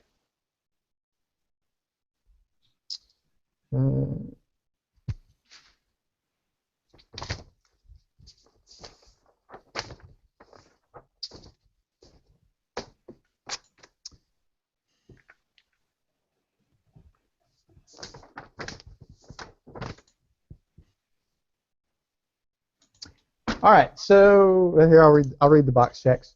The journey has turned out to be longer than expected. Apparently, it's pretty obvious that Tigris has taken to the ground and has probably set up a defense somewhere, waiting for help to arrive. The journey. No, but you believe that you must be pretty close to his last known location. But as you progress, a gnome carrying a large axe, well, large for a gnome, steps from the foliage into the middle of the road. He says, "I am here to enforce a blockade. For the rest of the day, none traveling from the south may pass." Who are you to blockade the road? Yes, we are here to blockade the road. For whom? We expect that by the day's end, the big folk will be engaged in a bloody war with each other, and we don't want anyone from the south stopping that course of events. We are tickled pink that the humans are going to go to war with each other in this region. Oh, more bloodthirsty, lesser races, I guess. I mean, I don't blame you per se. You're persecuted, as our other races are. That's right. Yeah. This is kind of an opportunity we've been looking for a long time. Oh, I mean, I've dealt with gnomes in the past, and we've actually helped some gnomes, especially one. Oh, what's his name? And what is your name, big one? It's Garrett. Oh, yeah. The Yeah, you should know my name. Yes, several weeks ago you helped secure the resurrection of one of our leaders, and then the retrieval of some of the bodies of our fallen cousins. That's correct. Yes. Yeah. So of course you understand our cause, and I do understand your cause, but would you mind for my deeds to your people? Would you let us pass? To what end? Don't you want to see these evil big people going to war with each other, killing each other mercilessly and bloody? Basically, what it's going to be is slaves versus, the noble folk. It's not going to be, just the evil people versus the evil people. There's two sides to this, and just a full-out war. It's going to be brutal, and a lot of innocent folk will die. Right. Just like your innocent gnome folk died. It's going to be the same thing. Well, no, these will be humans killing each other. Maybe a few hobgoblins or whatnot mixed in. Yeah, it'd be humans, but innocent humans though. No, you would have to convince me that there are innocent humans to. I mean, you are kind of one of them. As near as we can tell, you are a unique specimen in that you are someone who favors gnomes and doesn't persecute us. Well, I search for reform in all things, including, the persecution of gnomes. But I don't believe war is the way to do this. I mean, given enough time, I believe there will be a time where there will be peace amongst all races. At least in some way. Okay, make me a persuasion check there, Garrett. If I can get some sort of help on that, that'd be great. Yeah. I just roll a normal check to try and help him. So you just naturally give advantage, and then he'll have advantage. Yeah, you just give advantage. Yeah. Okay.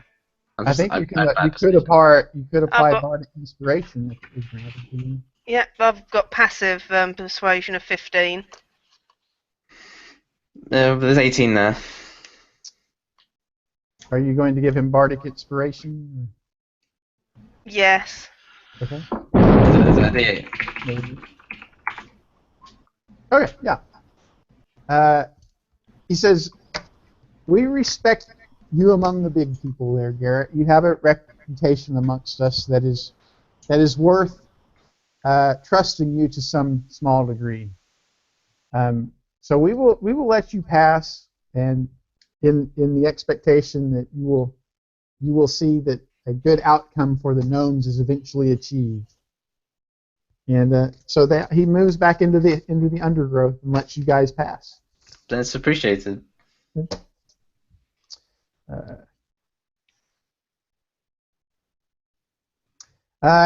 Then where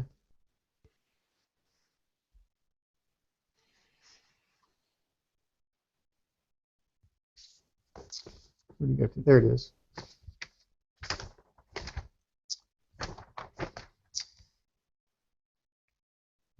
I need to get everybody to the right area.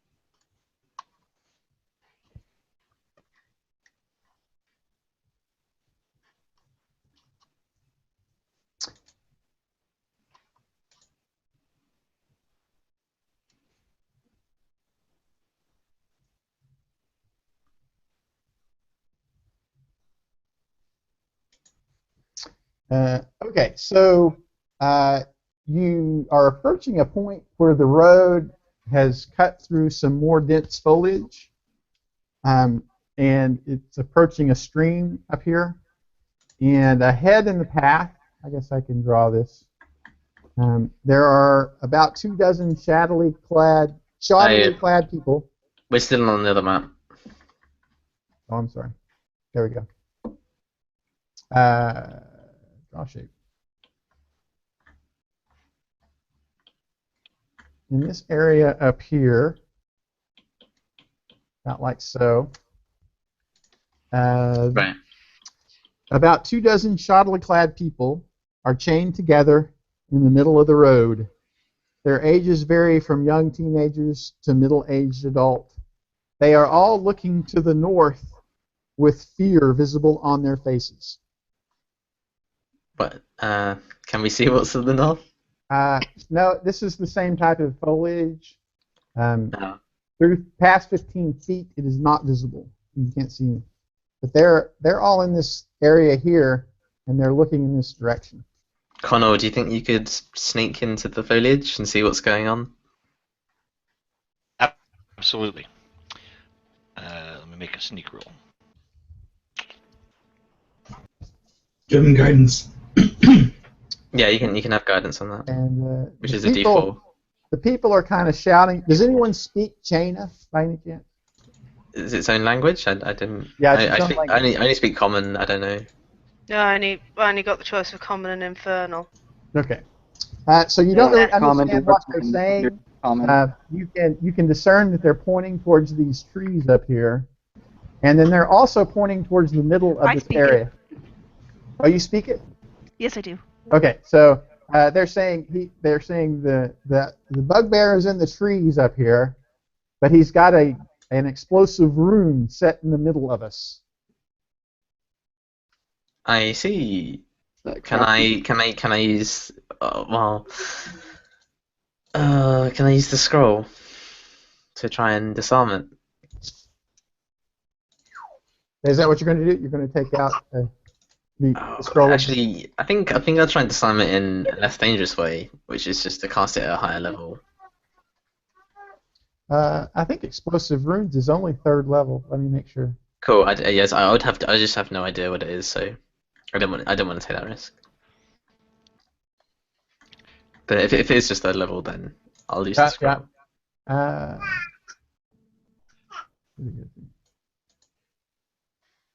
So can I ask a technical question real quick?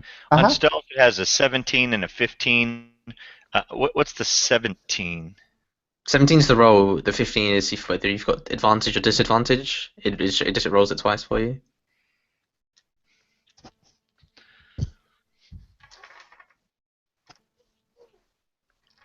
So 17 is the die 20 plus the modifiers, and the 15 is what? It's the the same- D20 plus modifiers, but if you have advantage, you take the highest, and if you have disadvantage, you take the lowest. So it always rolls 2. Gotcha.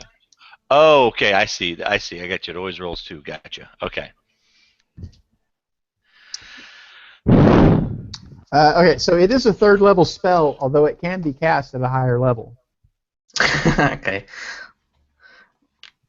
I think it'll be fine with the scroll. I mean, if you fail, it doesn't go off, right? It just doesn't work. That's correct. Oh yeah, that's fine then. I thought I might fuck it up, but if it's just that, then yeah, I'll use the scroll. Oh, actually, if you want to get in place first, if anyone who can sneak wants to sneak and sort of catch this hobgoblin by surprise, please do. Yeah. So my roll comes out to a 20 then, I guess.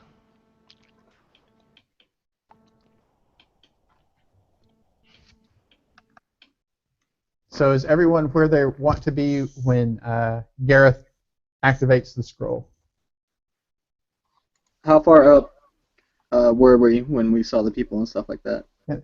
Right where we are? Yes. Okay. Yeah, you saw them. You saw them from right back here. As soon as you rounded this bend in the road.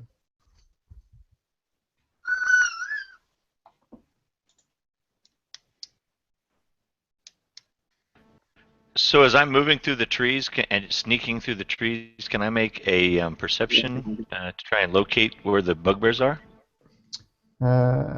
Yeah. Actually, when you get to right here, okay, you hear a loud barking sound that appears to be originating from this square right here.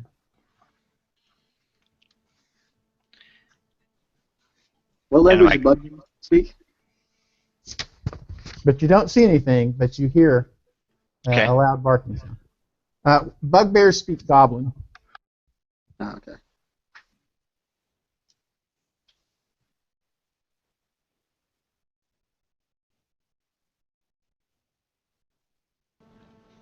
How far can I see? How dense is the undergrowth? Past 15 feet, it blocks line of sight, and you Okay. do not see anything from where you're located. Okay. No idea what that means. But yeah, I'll cast a scroll. Okay, and you see kind of a great big rejoicing as the rune disappears from their midst, and that's going to put us into initiative. Okay.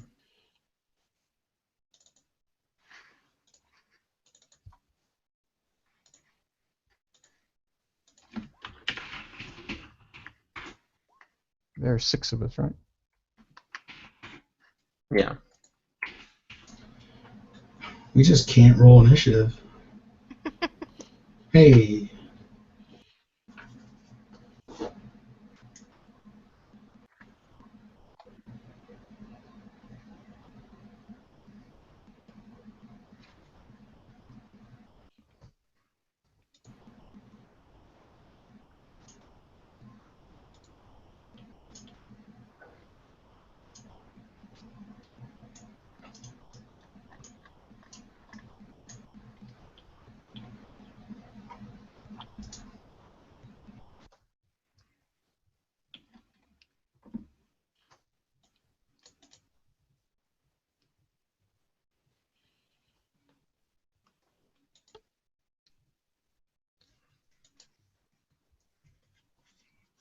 These guys.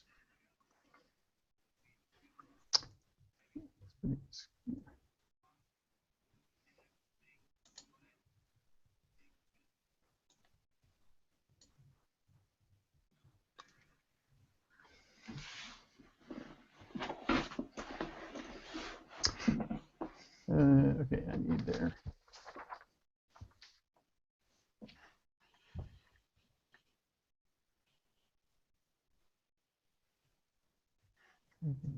So.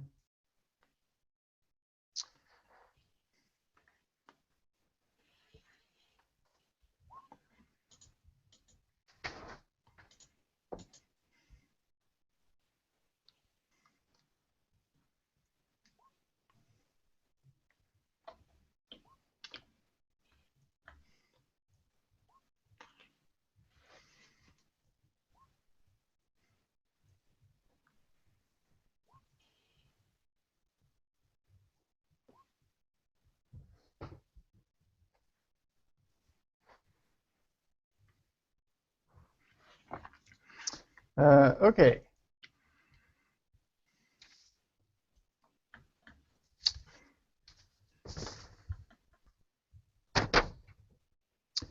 Tigris goes first.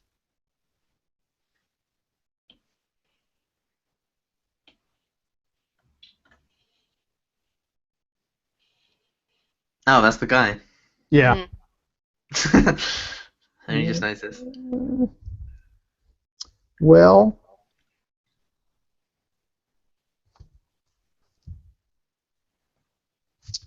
is that an action to cast? I think it's 10 minutes to cast. I don't think you can do it in a single action. What's that? Yeah, or an hour. It takes an hour. Glyph of warding. He was thinking about putting his glyph back on there, but he can't do it. Okay, so That's a long time. That's a long time. in that case,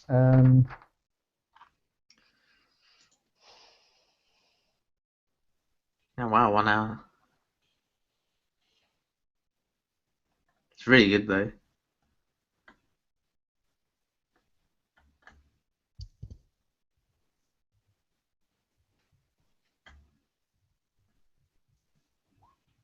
that's a good roll. Those are both good rolls. Okay, he moves up to here, and he casts banishment on Garrett. Oh yeah, this is not a surprise. Well, And- I got my charm. I mean, yeah, I can use my charm if I can. What does your charm do? Wasn't it we got the one from Asmodeus, saying about some sort of save for free? Charisma, intelligence, or wisdom. Okay, that's right. Yeah, yeah, that's right. It's like legendary resistance for wisdom. Okay, so you're just going to. Well, you should make the roll just to see if Make you the roll pass. first, and then if you fail it, use the scroll. no. You roll a 2. I tell you roll a 2, which is going to fail, I'm assuming. But now then you can choose to succeed, and then the charm will be gone. Yeah. You see what I'm saying? He uses portent, saying that he casts banishment and uses portent to impose a 2 as your die roll. Ah, right. Oh, I didn't know that. Right. Yeah, and then but you can choose, which means you fail, but you can use the Asmodeus charm and choose to succeed instead. Yeah, okay, I'll do that then. What is banishment? It basically puts you in a plane of like where you just don't you're just stuck there for as long as. Okay, Sev. I'll link in chat. Alrighty.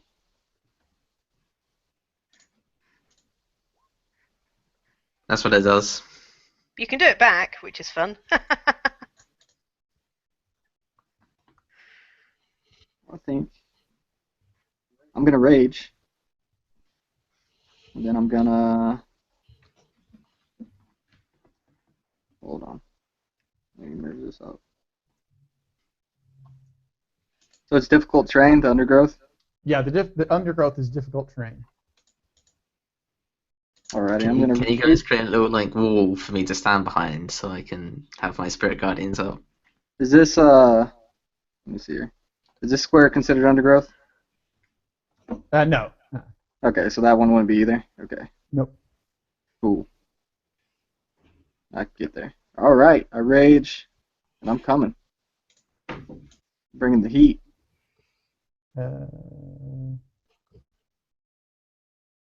And Okay, wait. When you come within 5 feet of him, he has his special shield master ability, and he's going to bash you or attempt to bash. He does. So I don't have a macro for this. You take 7 points of bludgeoning damage. So that would be halved to 3. And you're knocked back 10 feet. And you need a DC 15 strength saving throw or be knocked prone. alright. Okay, you're not knocked prone. Alright, so I still get I'm out of movement, but I still get my actions. Right, you haven't used any. All you've done is move at this point. Okay. So I'm gonna throw some javelins at him then. Okay. Probably gonna be pretty hard to hit, but He is very hard to hit. That will miss. He has another. just an insane AC at this point. Right, those will both miss. Is that it for Sev? Well, that's a bonus action and movements, right?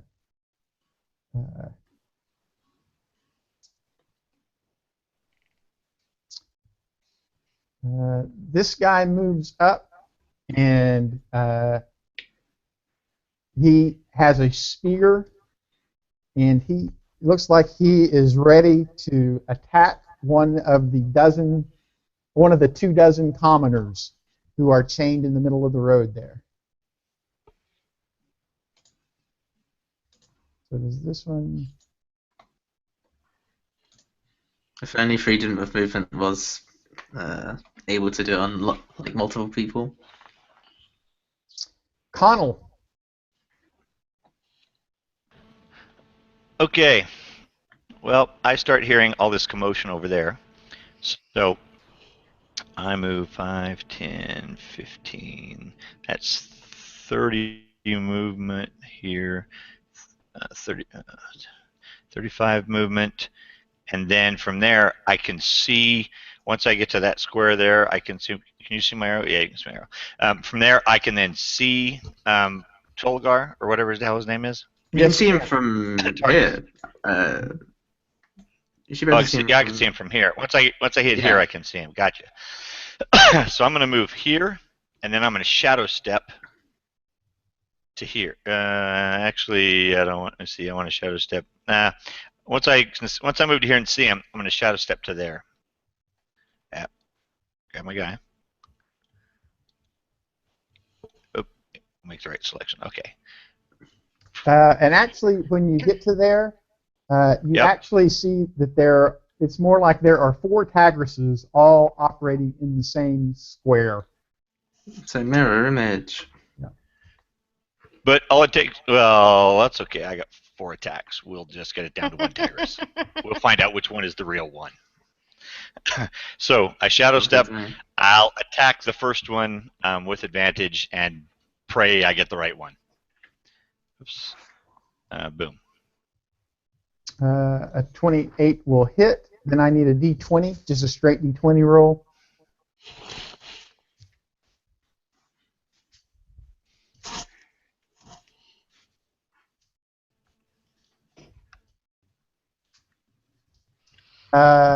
Okay, so now then there are only 2 other Tigruses in the square with him. Okay. Take the second attack. A 19 will miss. We'll miss. So I don't hit even one of the images. No. Okay. They have the same armor class. And then I'm going to spend a key point and do a flurry of blows so that I can send a pair of bonus arms and try and whittle down the number of.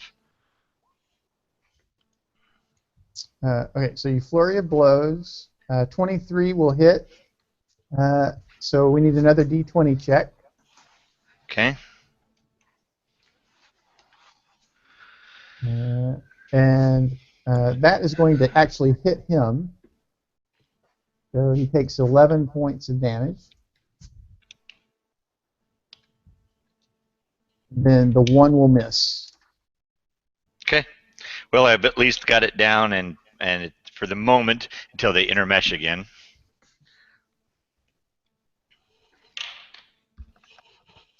And I'm out of that, and that's my action and bonus action.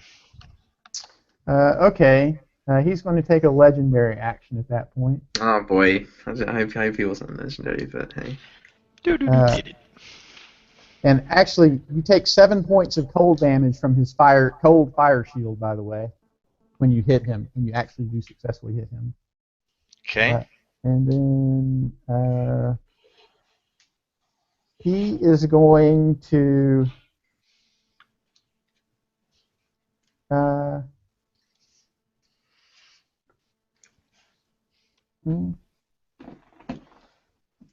he will cast a spell. Yeah. He's going to try banishment again on Garrett. And this time he will decide you roll a 1. That's his second and final important roll of the day. Does anyone have a way to keep you from failing that? I don't think so. No. Okay, so you see Garrett disappear into a demi-plane. Oh, my friends. Then it will be Kethra's turn. Okay. With this, I think I only be able to move.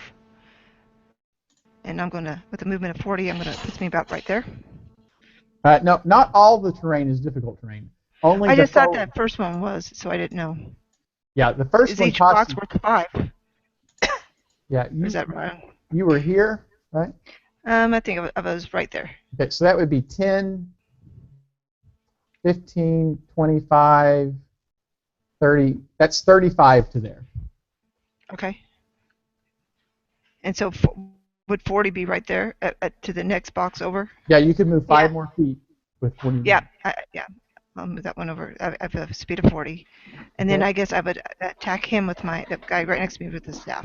Okay, that's going to trigger his readied action. And he stabs one of the commoners in the head with his spear. Rest in peace, commoners. But hey, the commoner survives. He only takes 3 points of damage. How does a spear to the head not basically? He slipped. Yeah, he must be. It's more of a graze. He was amazed by Kethra's mobility. He didn't expect her to move that far that quickly. All right, and now what is Kethra going to do? Oh, Kethra hits him for 13 bludgeoning. Yeah. Okay. And then I'll take my second attack to hit him again. Okay.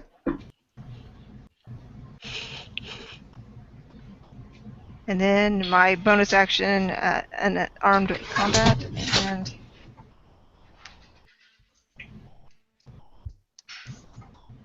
Okay, all 3 of those attacks hit. And he okay, goes Oh, unconscious. nice. awesome. Down he goes.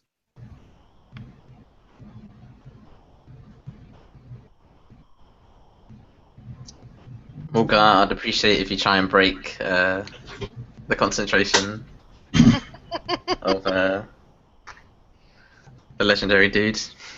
Oh, actually, and after the first attack, oh, I'm sorry, no, he can't do that. He uses his reaction. Okay. Wolgar, oh wait, he's going to take a legendary action.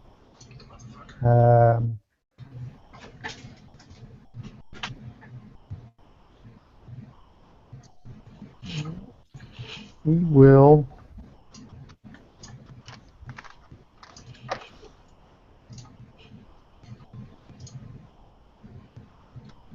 Yeah, he will adjust himself, so he's able to move without provoking. He'll move out to there. Right, now it's Wolgar's turn.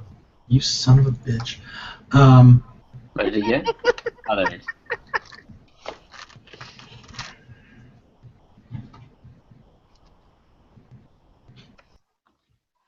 I'm going to drop a fireball right there. I believe that should hit Okay. all of them and not hit anyone important to me. Okay. Togris counterspells that.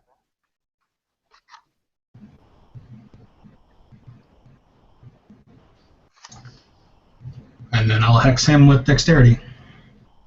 Okay. You're going to hex Togris? Yes. Okay.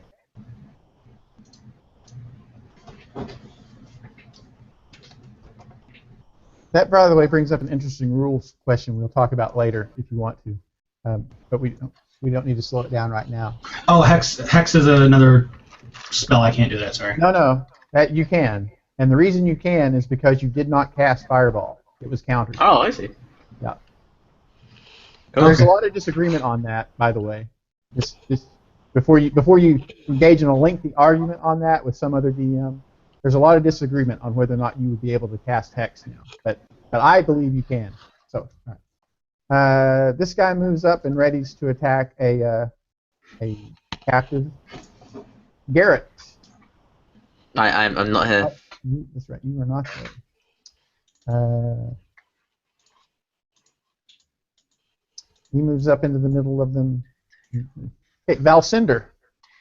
Right, I'm going to cast Hold Person Let's put across there to show. at level 4. Okay. So that target 3. So I'm going to try and target the big bad guy, obviously, even though he's likely to escape it. Actually, he counterspells it. He would have needed a 14, and he does get that with his spell caster level check. Seems like he is unusually nimble and is able to take more than one reaction around, just so you know. Right. In that case, I will cast Bane instead. Well, you could cast. No, you cannot cast another spell that requires an action. Ah, yeah.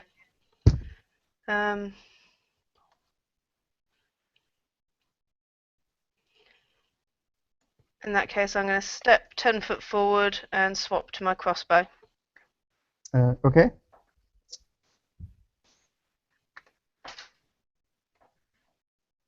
This Take guy this will. round swap. Okay, it is Tigris's turn.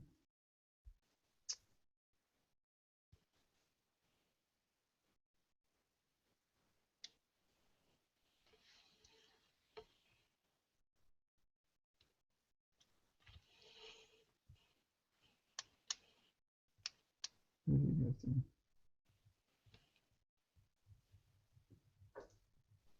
Do I have a sniper?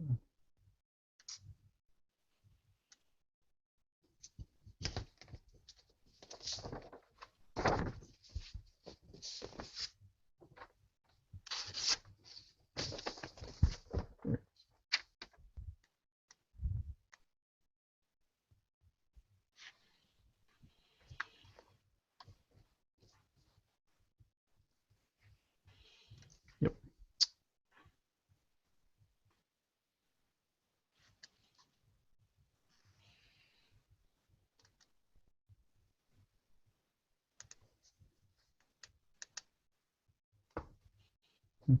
Okay.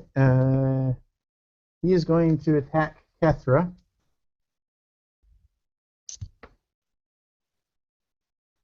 And so you know, Kethra, there is an there seems to be a tiny invisible force here that is helping his first attack. Okay. So he has advantage on his first attack. 20, does a 20 hit Kethra? Yes, it does. Okay, Kethra takes 12 points of piercing damage.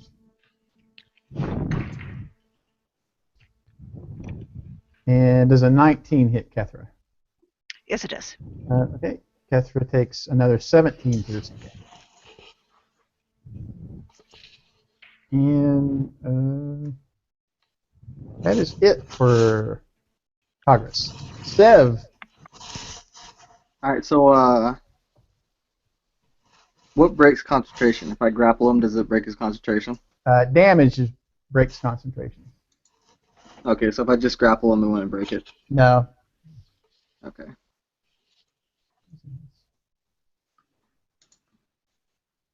Alright, he moved up there. Yeah, he's right there. Okay.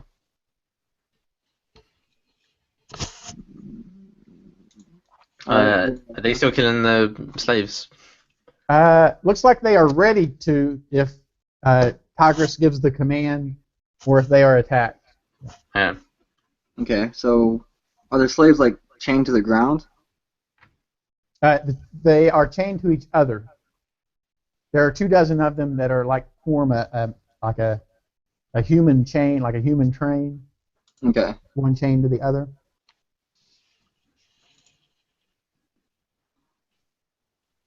Hmm.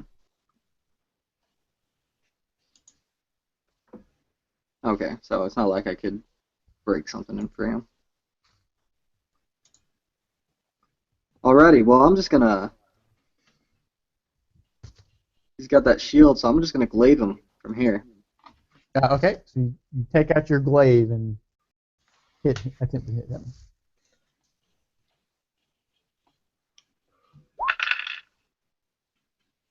Okay, a 24 will hit. Roll a d20.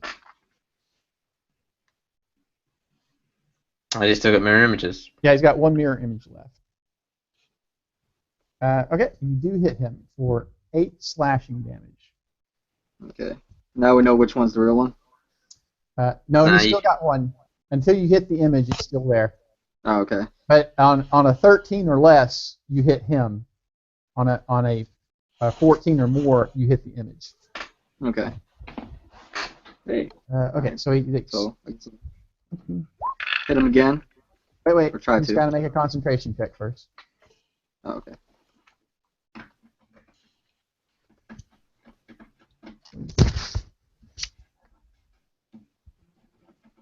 Okay, he does. All right, so then you hit again. All right, another d20 to see if you hit the image or him.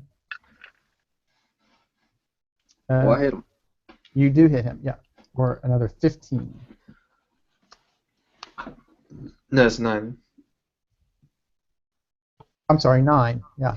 I don't know Yeah, where- 15 is the skill check. Yeah. And then he's still got to make another concentration check. Framey. Right. And then Garrett comes back. How many assistants? Just in time for the rounds. Oh wait, Yeah. So it doesn't do it again. I forgot something. He is actually going to luck roll that failed skill check. Right. So Garrett does not come back in. Goodbye.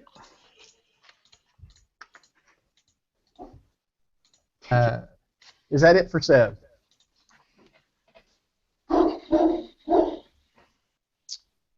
Yeah, that'll be it.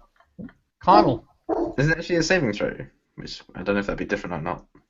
It is a saving throw, yes. Yeah, I thought luck rolls only worked on a 1. No, that's the halfling lucky. There is the lucky feat that allows you to use it on any d20 roll. Oh, okay. Yeah, that one, yeah. But you can only use it a certain number of times a day, depending on your luck points, which is almost always 3. But before Connell goes, he's going to lick his wounds as a bonus act, or as a legendary action, and regain some hit points. Because the glaive master there hit him for a lot. And now it's Connell's turn. Okay. Is he still got fire around him? Yeah. That reminds me. Yeah. He has a cold fire shield up. So Sev will take 4 points of cold damage from the first time you hit him, which will be halved to 2. And then 6 points of damage from the second time you hit him, which will be halved to 3. Okay, so then Connell moves up and This hits me even though I'm 5 feet away. Or 10 feet rather. Yeah, it procs on any melee attack. Okay. Let me make sure of that. That's a good point. But go ahead, Connell. You don't need to wait for me while you do that. Okay. I'm going to attack this bugbear right there. Or he's a bugbear, right? Yeah. Okay. They are technically bugbear tribal warriors.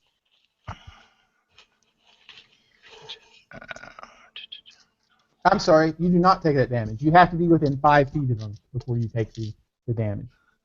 That was a good call. All right, cool.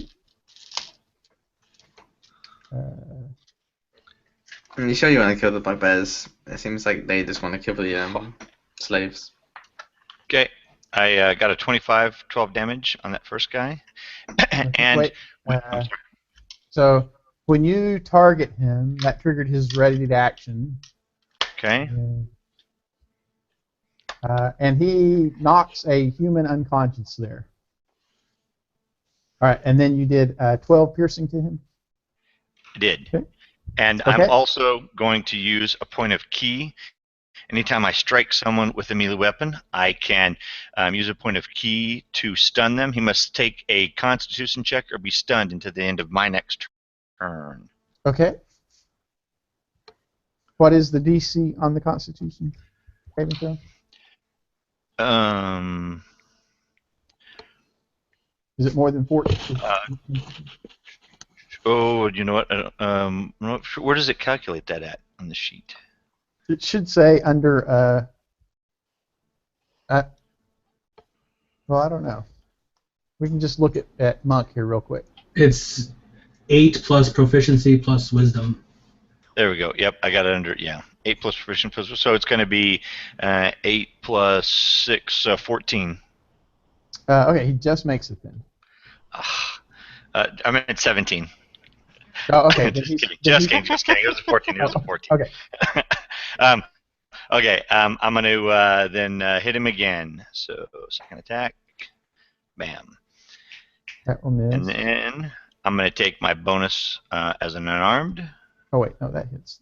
These guys are easy to hit. You did 11 on the second attack. 11 on the second attack, and then 6 on the bonus.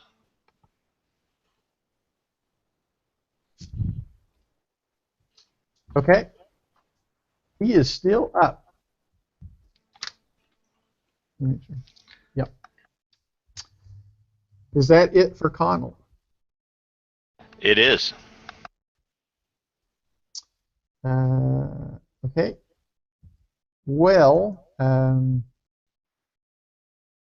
Tigris is going to use a legendary action to shield bash Kelthra.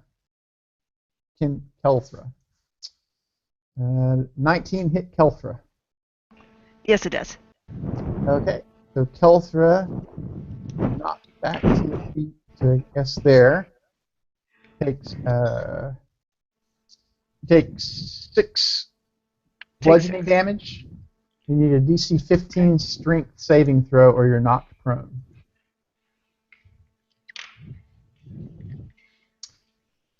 I'm sorry, what can I have a saving throw? Strength saving throw. Strength? Okay. And then it will be your turn. You are not prone. You are fine. Well, you're not back 10 feet. Okay. Okay, now it's my turn.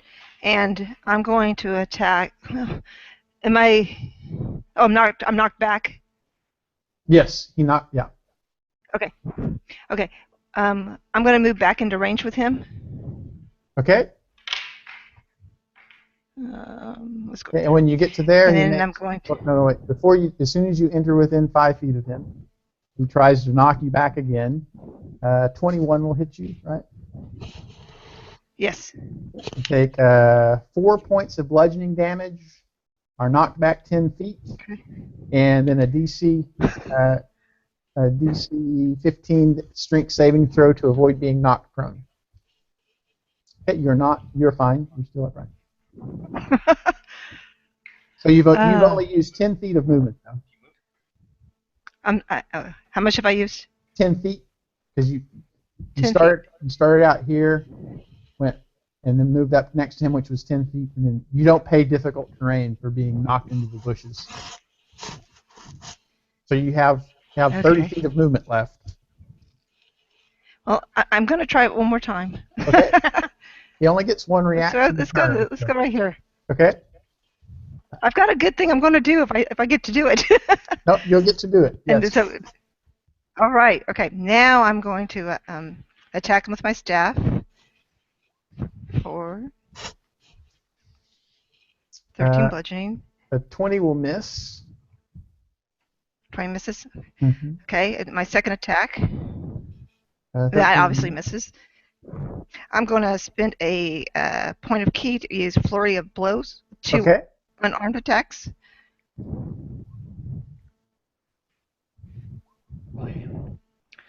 The first one hit. The first one hits. Yes. Roll a d20. Yes. And because I have an open hand technique with my monk, I have 3 options I can choose of damage. I can choose for it to lose its reaction till the end of my next turn. Okay. First, you need to roll a d20 to see if you hit him or his. Oh, okay. I'm sorry.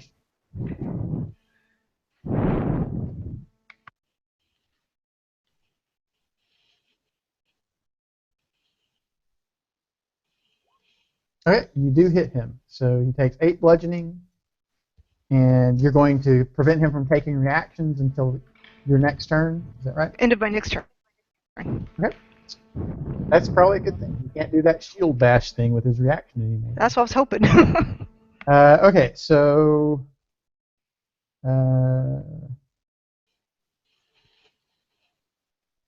Yep, that's fine. Don't forget about the concentration check. Oh yeah, he gets a concentration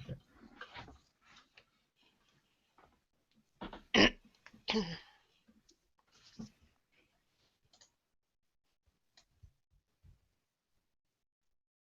Okay, he succeeds.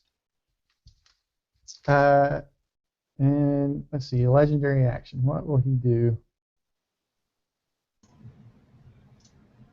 No, he's. I don't think he's going to take a legendary action there. Right. It is Wolgar's turn. Gonna run up to where Garrett was, and then I'm going to smack him with some Eldritch Blast. Oh. Damn it. And by the way, Helfra takes Damn it. cold damage, 10 points of cold damage from when she hits him. Okay, so you run up. 19 misses. Yeah, my first one was a 12. Oh, okay. I don't have any spell slots left, so that's it.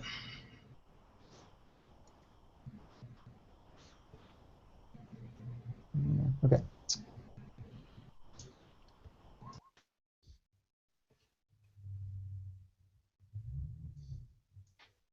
All right, so another one of so now there are 2 of the 24 captives unconscious. Garrett is still banished. Is that 3 turns now, Garrett? 2 or 3. I haven't had a turn yet. Like if that helps. No, you're right. That's 2 rounds. Yeah. 2 full rounds, yeah. Okay. Another one of the 2 dozen. So there are 3 unconscious captives. Valcinder. I'm going to do the hold person again, as he's stuck without being able to do his You reaction. can't counter spell. That's right. So I'm going to do it at 4th level again. Try and hold 3 people, including him.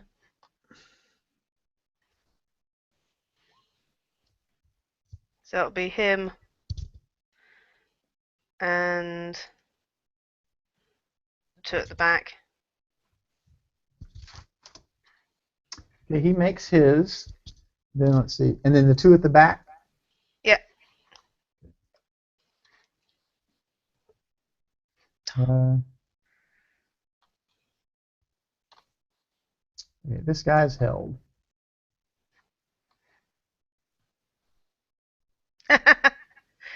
Yeah, hexing wisdom would have been good. It doesn't affect saving throws, though. It's only skill checks. No.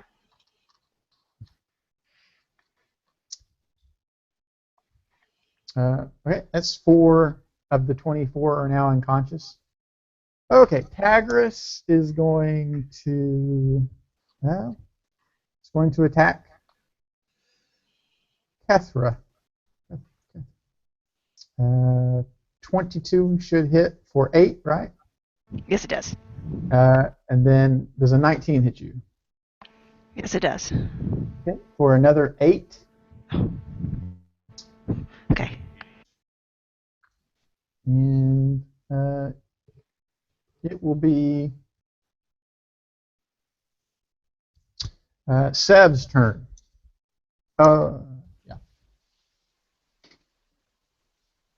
Alright, so he doesn't have any reactions. No, he does not appear to have any reaction. No. Fire shield. So I'm just gonna. Fire shield is not a reaction. Fire shield is just So I'm gonna. a spell effect.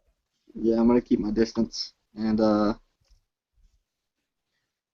gonna halberd him. See what it does. 10 will miss. Looking for 22, by the way. 22 is his armor class. Damn. 17. So they both miss. They both miss. Yeah. Would I be able to try and intimidate him? Well, Or that would be a full action? using an ability check is an action. Full action. Okay. Yeah. Then yeah, I guess that'll be it. I don't really got much else in my repertoire. Just meant to take hits. Give them. be scary.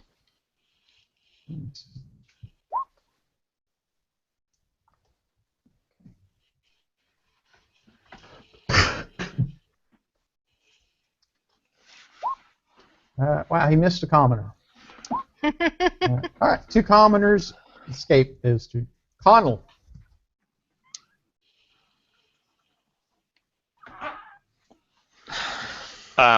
Okay, well, I'm going to continue wailing on this guy that I'm already in combat with. Okay. So He's looking pretty I will. beat up. We will start with Psy. 25 for 12 points. Okay, he goes unconscious. Okay, and then his buddy that's already in range, right there next to him. I'm going to then take my second attack on him. 23 for 12. Okay, I need a DC 11 dexterity saving throw. As Hellish Rebuke comes flying out. What's given everyone Hellish Rebuke? What can I say? And Like... I save, as a monk, I save for half or none. Okay. So you take no damage from Hellish Rebuke. Okay, so so I'm spending a key point on that attack that I just hit the second guy with. I'm going to try that stunning again, where he makes a Constitution 14 save or he is stunned. Okay.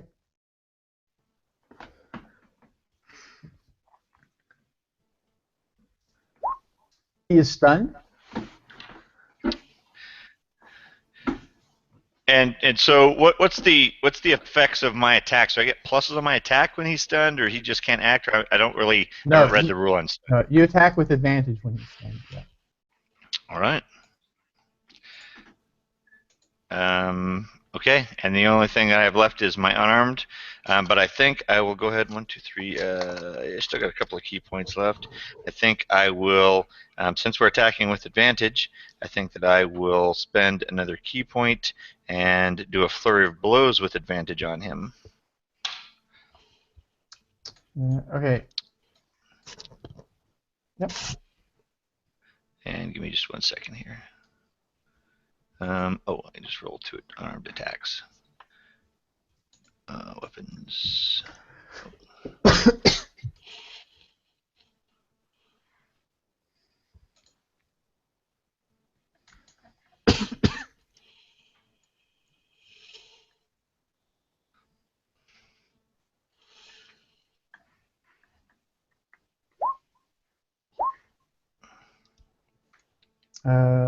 Okay.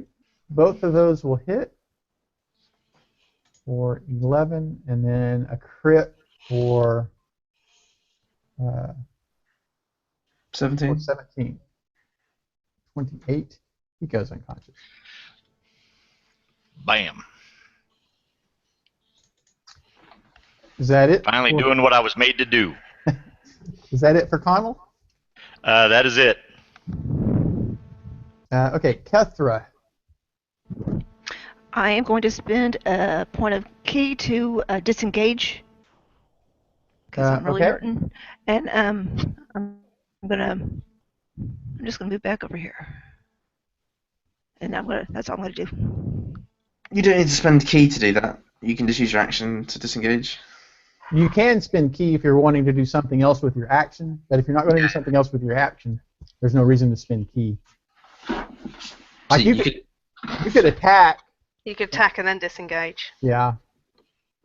Unless you've not got that many hit points. Yeah, because he does have a cold fire shield up, which even if you were to hit him, could do more than 5 points of damage. So. Okay. But so you didn't spend the key point is the point of all that. Wolgar.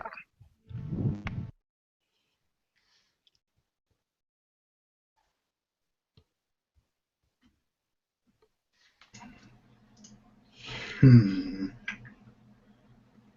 said that was cold damage from a shield? Yeah. It's only in melee. Yeah, I was thinking about running up there, but I'm just gonna keep blasting him with Eldritch stuff. Oh, has he moved? Yeah, he moved as a legendary action after your turn. Okay, so you're going to blast him with Eldritch. Looking for 22. That will hit for 9 force. And 6 hex. Oh, so 15. Yeah. What is Eldritch Blast? Is it like a kinetic bolt? Kinda, yeah. It doesn't exactly. People flavor it different ways. It's force damage, so it's kind of like magic missiles, but Yeah. it's the warlock special, because warlock gets to add their charisma modifier to damage. Yeah. He's doing. He's going to.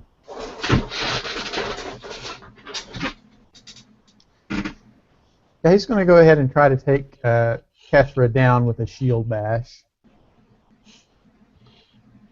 And he will miss. All right.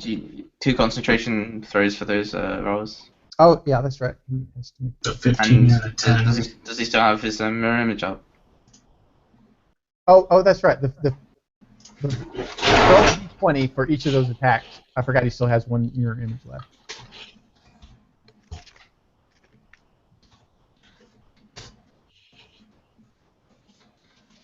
Yeah. Yeah, No, they're both under. and, Yeah, both hit them. Haha. all right, so then he's got to make 2 concentration saving throws.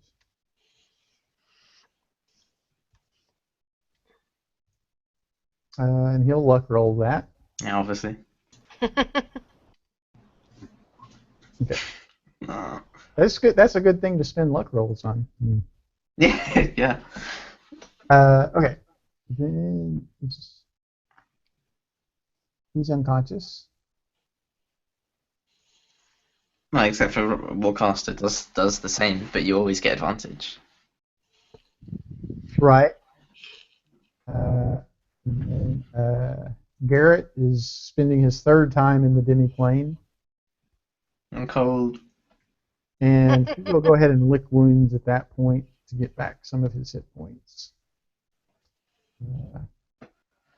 Then 3.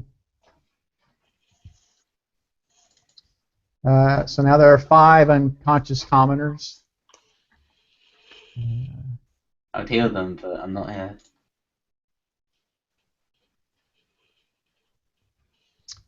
That is an 18 hit. Sorry, yeah, an 18 hit Kethra.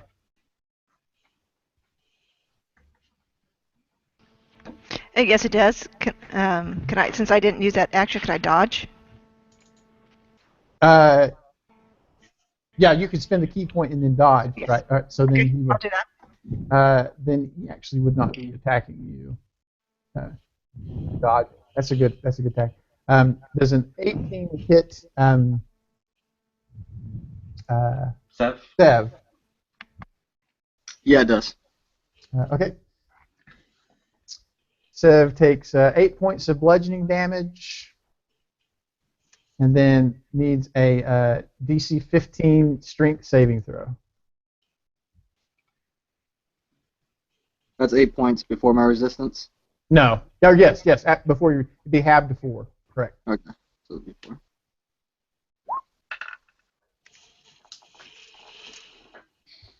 So then I'm prone. So you're prone. Valcinder. I'm going to move 1, 2, 3, 4, 5, 6, but move round. Can you basically. counterspell them? No. So basically I end up here, and then I'm going to cure light wounds on Kethra. At what level? Let's grab it up. What have I got? It's going to be a level 4. Okay, he's going to attempt to counterspell that.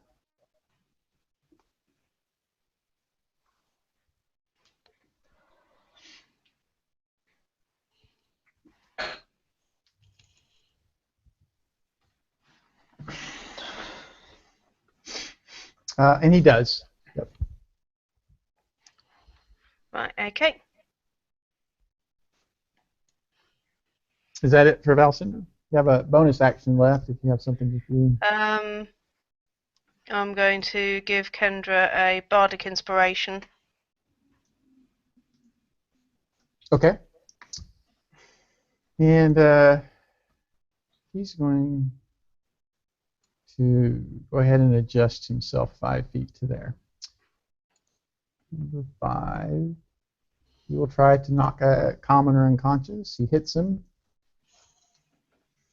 And another, so that is 6 unconscious commoners. A fourth of them are now unconscious. Right, Tagris is going to try to hit Valcinder.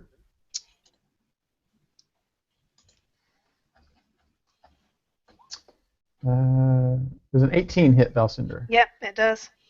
Okay, for 16 piercing. And then what about a 17? No. Okay.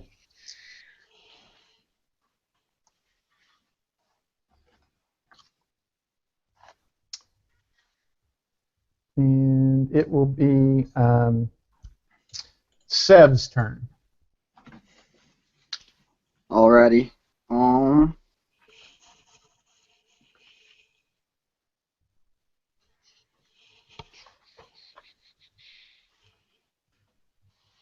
So I'm gonna go right here, and that makes me 10 feet away, and I'm gonna Albert him. Okay.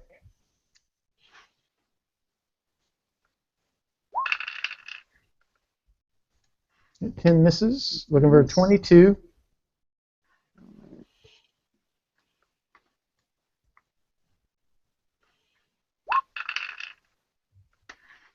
Okay, that will hit.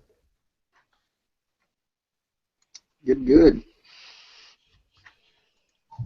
Mirror image. Oh yeah, mirror image. Yeah. D20 to see if you. D20.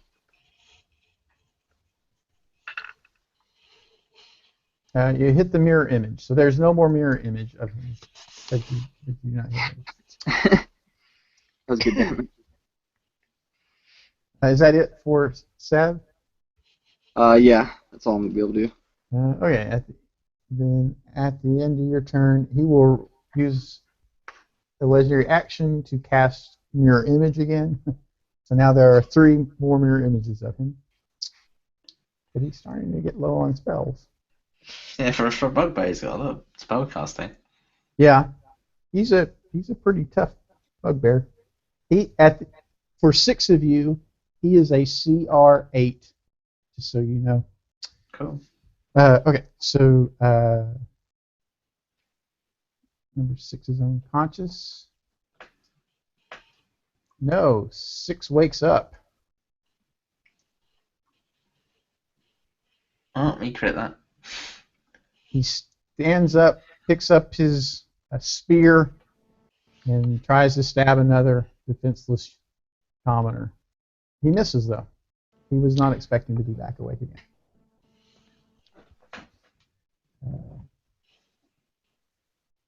He is held. And when he wakes up, he's still low on hit points, correct? He's got 1 hit point, correct. Okay. We'll fix that for him. At the end of his turn, he is no longer held. Just so Valcinder knows. She doesn't need to concentrate on anything.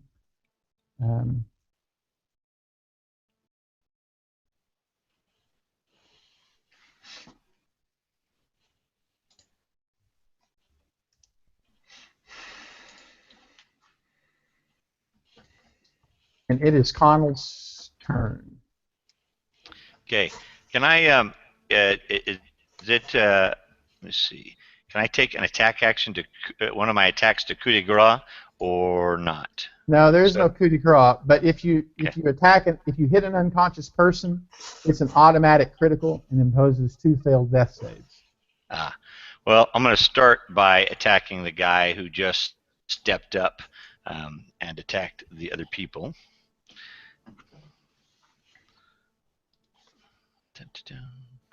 All right, I'm sorry, the one who just woke up, or the one? The one who just woke up. That's correct. Okay. That's the one. All right. Okay, he's unconscious again. Okay. And then I'm going to attack this guy here with my second attack. The 13 still. Yeah, these guys are not hard to hit. A 13 will hit him. Okay, and I realized I went and looked up the rules. When I short rest doesn't give me 1 key point back. That short rest gave me all my key points back a while ago. So I've only spent 4 in this combat, so I'm gonna spend a fifth key point here in this combat and do flurry of blows on. Before you do that, I need a DC 11 dexterity saving throw, which I'm sure you'll make, but it's still. You gotcha. Okay, so you take no damage from his hellish rebuke. Okay.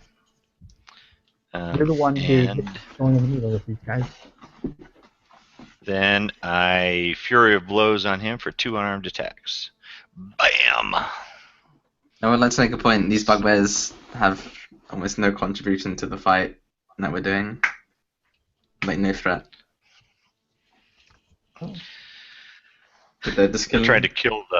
They're trying to kill the slaves. Yeah, I gave him 17 points, and then I'm assuming 11 probably doesn't hit. Yeah, why not the slaves thing? 11 does not hit. Okay, but I get the first of the Fury. Gave him 17 points. Gotcha. He is still conscious. Okay, and I'm done.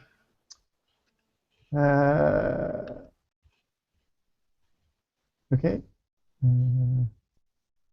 When you, at the end of your turn, he's going to attempt to. How many hit points is he? Yeah, he's going to shield bash Val. There's a 19. A 19 hits Val. Yep. For 8 points of bludgeoning damage, and then a DC 15 strength saving throw.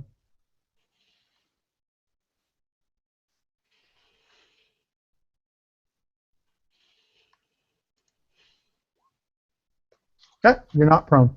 Okay, and now it is Kethra's turn. Okay, you're no longer dodging.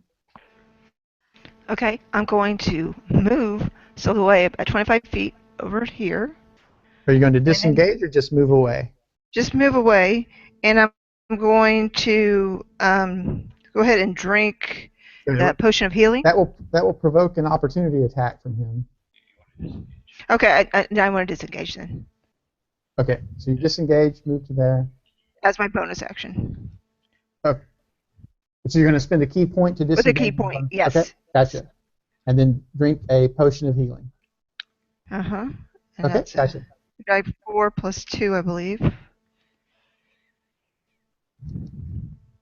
Okay. Well. Is that right? Yeah. Yeah, that's right. Okay. So I get 7 points back? Yes, you get 7 points back. Well, who's going to go?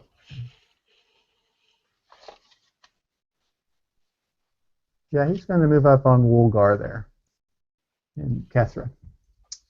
And it will be Woolgar's turn.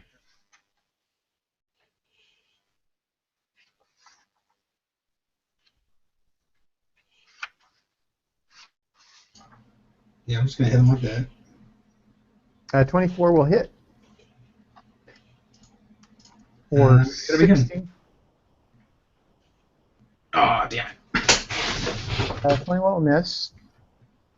Then when you hit him, you take 10 points of cold damage. And he's got to make his concentration. And you keep forgetting about the mirror images he has. Oh yeah, that's right. That's right. You got 4 mirror images, yeah. Yeah, roll a d20 for the mirror images. Because he has 3, that's actually going to hit an image. So you do not take 10 points of cold damage, but he does not take 16 points. But doesn't that 21 hit the mirror image, right? Because the mirror image is 10 plus dex modifier.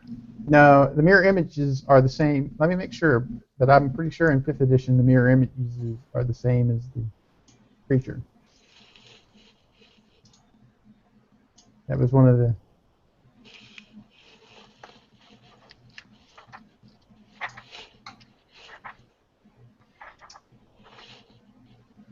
Yeah, he's right. It's 10 plus the dex mods. Oh. It's the duplicate CC. Yeah. Okay, No so yeah, a spells. 21 could hit a. So roll a d20 to see if you. But then that's weird because it would automatically hit.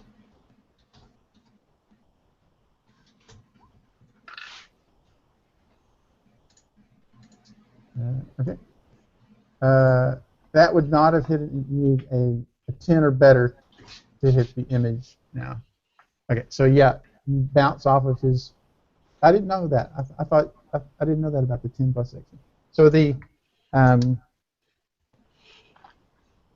just for reference, the mirror images can be hit on a 12 or better.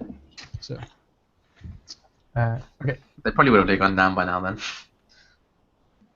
Yeah. So I'm gonna mark off another second level spell to reflect that he would have had to have cast that another time.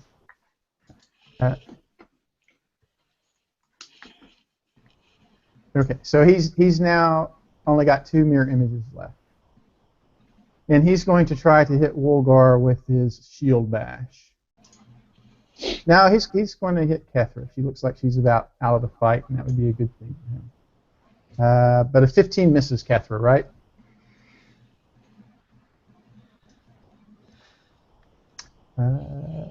Yes, it does.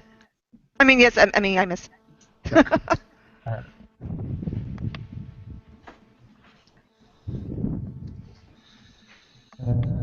This is 4th round for Garrett. Yep. A little fun. Right, another actually, that's going to actually kill one of the commoners outright. Val. Did you roll a concentration when? He didn't get hit. Oh, I did. actually did Never that. mind.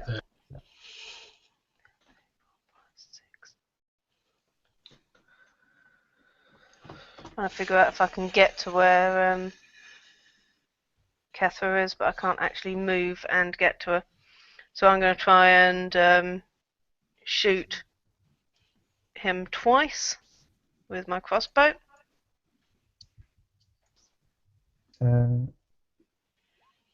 Chances are pretty low, but it's worth a try. Oh, hit him once. Or hit one of his... So would the first one have hit one of his mirror images then? Oh, yeah. 16. Yeah. Well, potentially, you gotta roll for it. And then the second one's a 26. Yeah. Roll to see if you would have hit a mirror image on the first one. So you would have. So he's now only got 1 mirror image left. So now roll for the... And he has no mirror images left. Okay. And I'll give Bardic Inspiration to Kethra, because she can add it to her armor class if needed.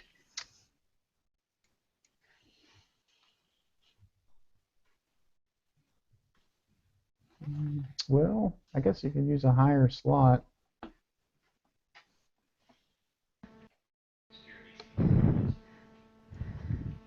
How many points is that? It's 1d8 that you can add to your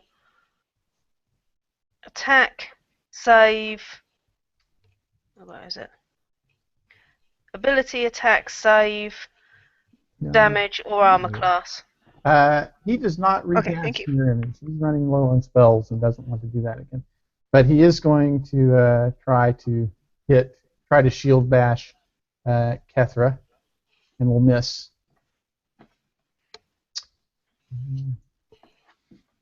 He misses. Okay, it is his turn. Yeah, he's kind of running low on spells. He's going to try to take down Kethra first. 22 hit Kethra. Yes, it does. Do I roll that I8 now to see if I bump my? Yeah, if you can Yeah, you can apply it to your armor class. Yeah, I think I will do that. Okay. So adding 3 to your armor class, does a 22 hit you? Okay. Oh, I'm sorry. Adding a 3 gives it a 19. Okay, so you take 9 piercing. Okay. Are you still up? I am. I got 3 left. Okay. Sev, it's your turn. Alrighty. Well, I'm gonna try to just end these bugbears and free up Connell and leave some humans still alive to rescue. So where are the captives? What They're squares are just they? scattered around them. They're just kind of in a big bunch. Okay, so they're not gonna stop me from running at these guys. No, you can jump over them and step on them, and they don't even count as difficult terrain. They're just Knock them over. yeah, they're just 16 miserable souls chained together in the middle of the road. All right. So I'm gonna run up to this guy, and I'm gonna maul him.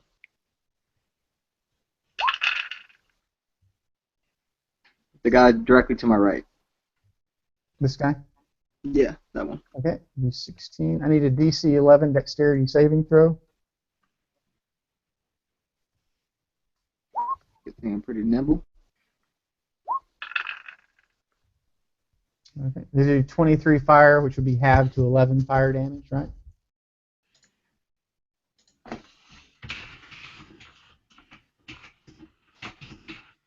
And you have another attack, right? Yeah. How much you say the fire damage was? There's a total of 23, which you would have to 12. I mean to 11, right? You're raging, right? Yeah.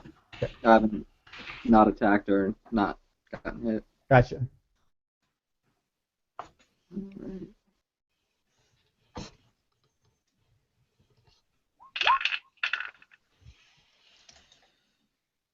Okay.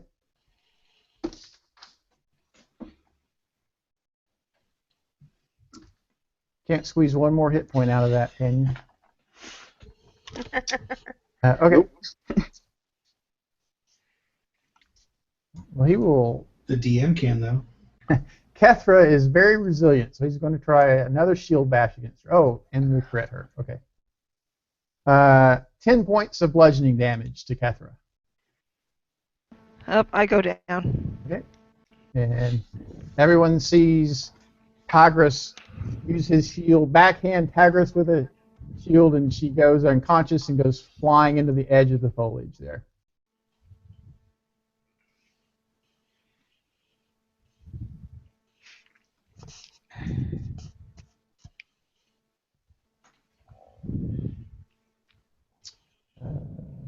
Four misses. How do you miss a commoner chained in the middle of the road? Exactly. Oh wait, yeah, he actually has advantage. I forgot about that. He misses with advantage. Nice. Clearly quite flustered in the middle of battle.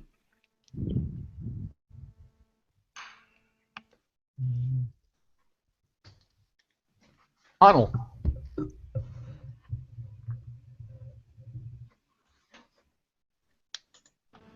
I'm attacking this guy right here. I think he's pretty wounded. He is pretty wounded, yep. 12 more points. He goes unconscious, can't even use his reaction. And this guy right here is the next one on my list. He gets my second attack. 12 more points. Okay, DC 11 dexterity saving throw. Okay. Bam! Okay. Sidestep that. And 1, 2, 3, 4, 5.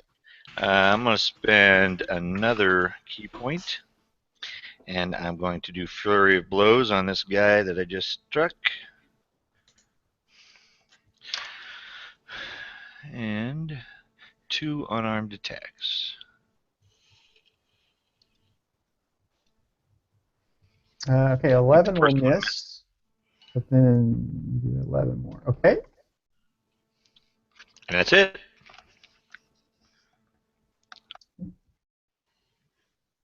Well, we got him next round.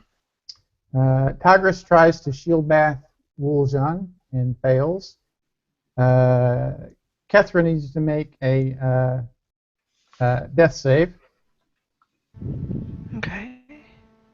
Do you have Bardic Inspiration, by the way? No, she used it for the armor class. Oh, that's right. That's right. Okay, that's one failed death save.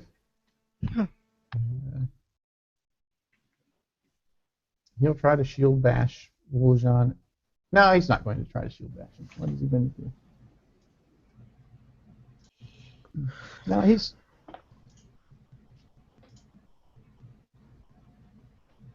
Yeah, he'll go ahead and shield bash him.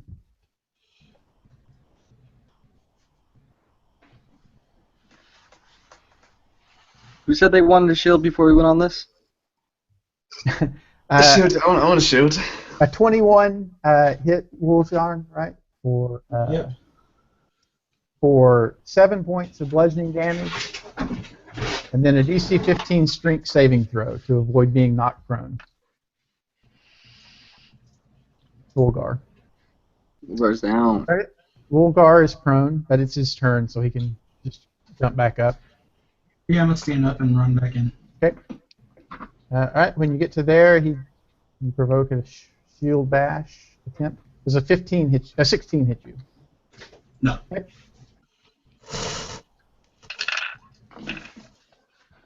No. 20 will miss. No. Son of a bitch. Fucking 11s. Is that it? Or Yeah, that does it.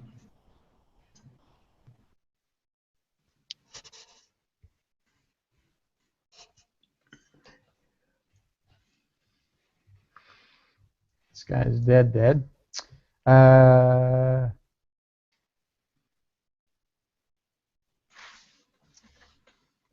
Garrett this is 5 rounds. Yep. Is there a Is it a limit on- minute or is it like 10 minutes? I can't remember how long it's for. It's a minute. It's 10 rounds. Yeah. Okay. Nice. Val Cinder.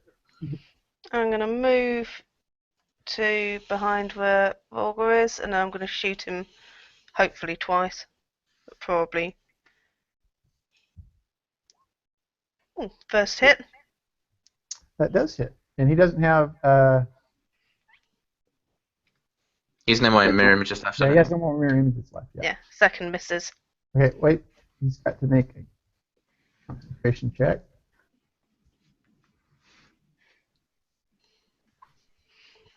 He does. No, Okay. for crying out Is that it for Val Cinder? loud. And I'll give It's got luck anyway, Ray so to Volgar for his next turn. But you don't have an indefinite amount of luck. Right? He's already used 2 luck points. I know. One more. He misses Wuljan. And then it will be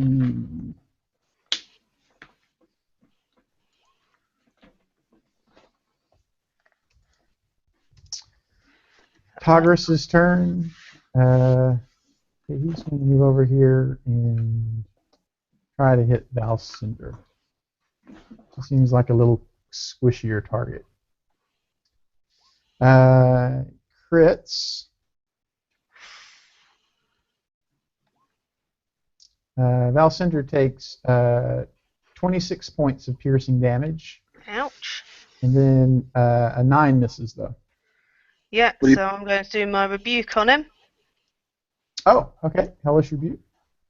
And 3d10.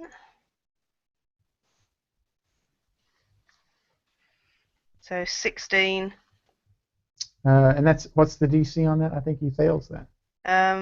DC's 14. Okay, yeah, he fails that. He's not proficient in dexterity saves. Excellent. So another save. Come on, fail your bloody save. The the next one he's got luck on, so I doubt he will.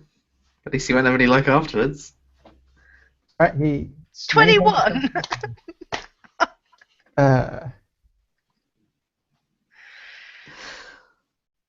And so yeah, so now it will be Seb's turn, right? All right. Cool. I'm gonna bash this guy right next to me. 'Cause he looks soft, Toby would say. Yep. So that's the end of him. Yes. Down he goes. All right, I'm gonna step on his corpse. I'm gonna hit his buddy.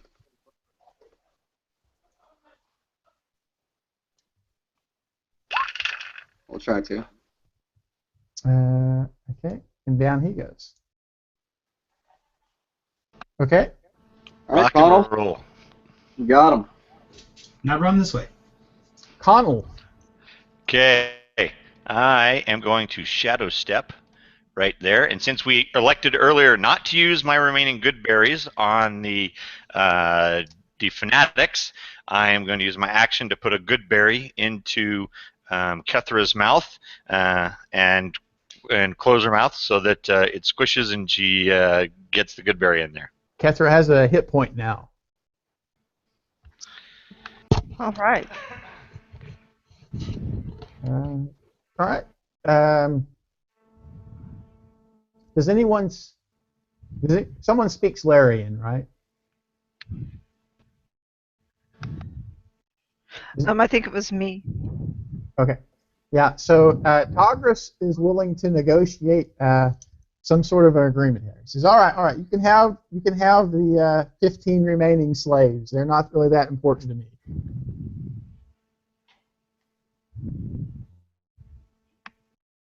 Fuck that. Okay. No agreement there, huh? Okay. We already got the 15 slaves, dude. Yeah. Down. There's all of us. All right, Kethra, it is your turn. Another death save, or am I having good? Now, yeah. I mean, did he offer anything, or just the slaves?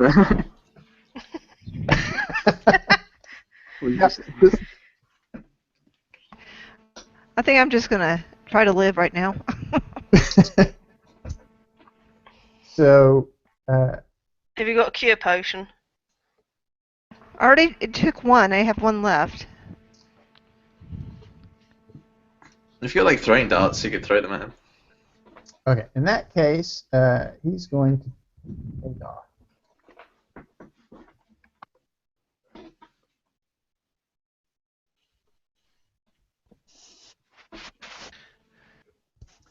All right, it's Wulgar's turn. He's out of healing, almost out of spells. Looks like he's running back towards Odile. So he's running away. Yeah. He used his legendary action to move up to half his speed without provoking. Then I'm going to run up behind him and swat at him. If his back is to me and I'm running, or he's running. All right. He tries to shield bash you when you come within range, but misses. Shield bash that bitch. So 22 points of damage.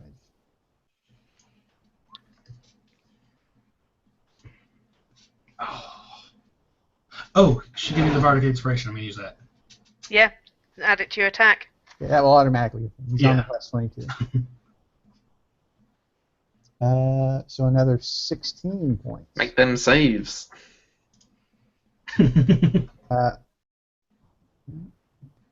First one's for 11. He takes that She one. makes. Obviously. He takes that one too. All right, so then he will move Okay. 15 feet to there. Can someone grab him? Garrett is. Does he still have that cold shield thing on him? Oh yeah, that's right. Wulgar takes 48 of cold damage. Yeah, 16 points of cold damage from the 2 times you hit him. Valcinder. I'm going to shoot him twice again, hopefully. At Okay. least once. Oh, miss. And hit for 9 damage. All right, and at that point, I think that's right. Garrett comes popping back into existence as Tagris crumples into a heap. Yes. Oh, is it? Oh, nice. Hey guys, see, did well enough without me. Ow! Okay, to take half your health back. I think more of us need half health than that. Anything's better than 2 hit points. Tell me how much takes you up. 25.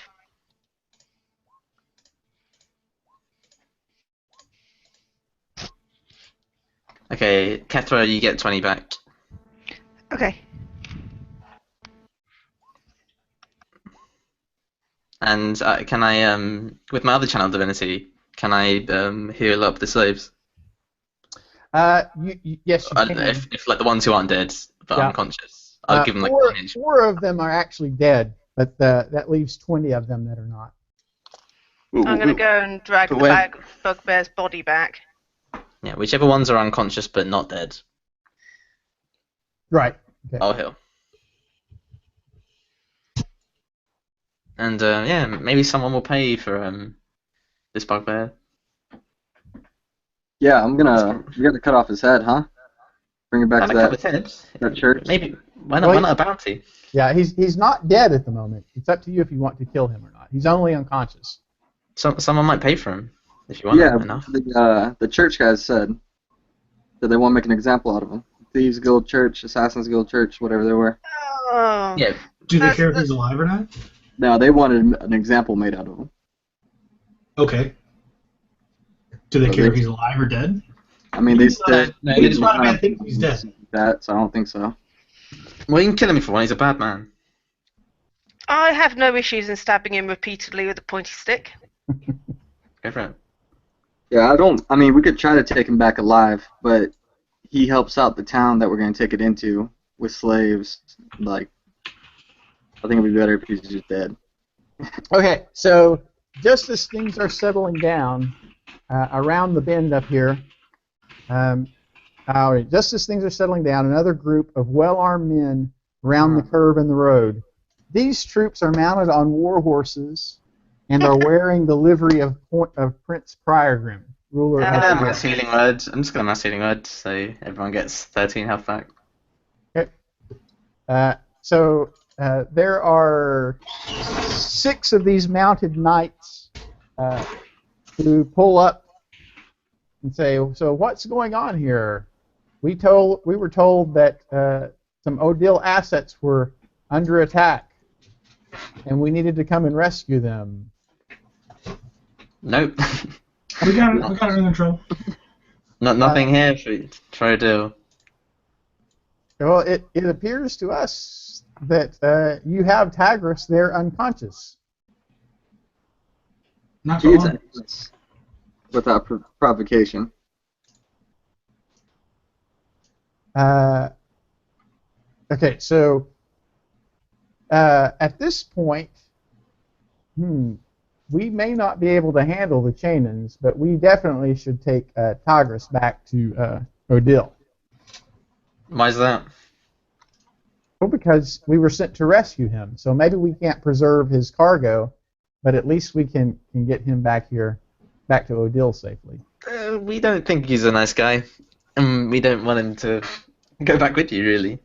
Well, He's been... no one who engages in the slave trade is going to be a nice guy. Exactly. That's exactly why he's unconscious. Well, he attacked us, so we have a personal vendetta. So we're claiming his life for ours right here. Okay, so Well, how much is he worth? If he's worth a lot of money, then we might consider it. But he'd have to be worth a lot. what do you consider a lot? I think we're paid... What was it? It's 300 gold he got 300 gold 5. each for the ogres that we had. before. It was 300 total. What you were paid. Oh, 300. Yeah, 300 Yeah, total. but they don't know that. I've got high deception.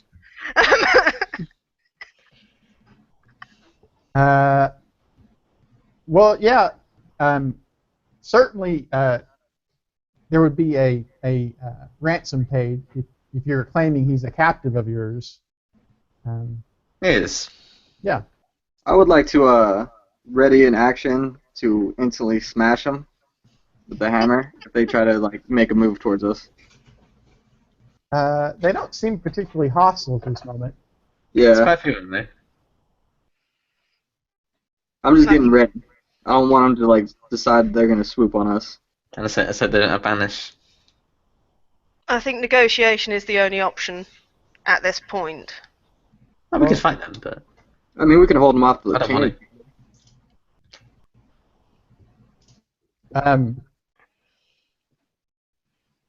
to. Yeah, it looks like you guys have been through a pretty tough scrape, and we're fresh to the fight. It seems to me like we probably could just take Progress.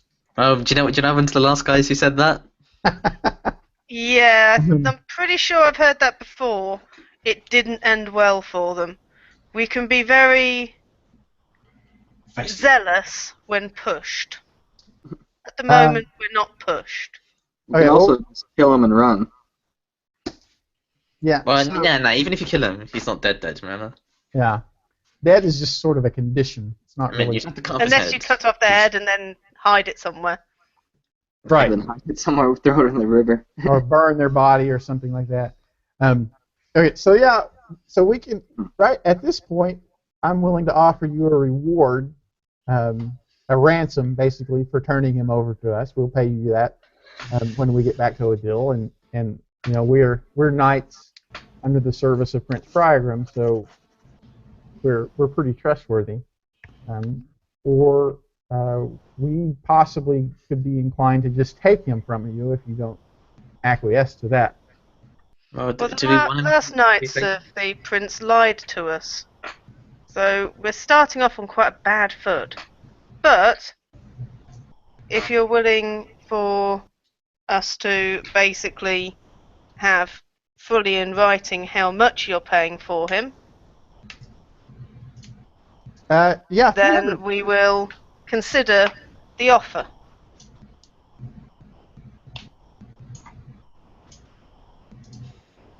How much would Well, Togris is actually slave be worth, worth? Togris is worth quite a bit. He's a very rich slaver as far as I'm aware. That's right. And not only that, he has. So, in addition to what Frygrim would play, there would probably be a bounty from the slave house that he was employed by. So, probably 500 gold pieces would be a pretty reasonable expectation for him. 500 gold apiece. No, 500 gold total. It's not that rich.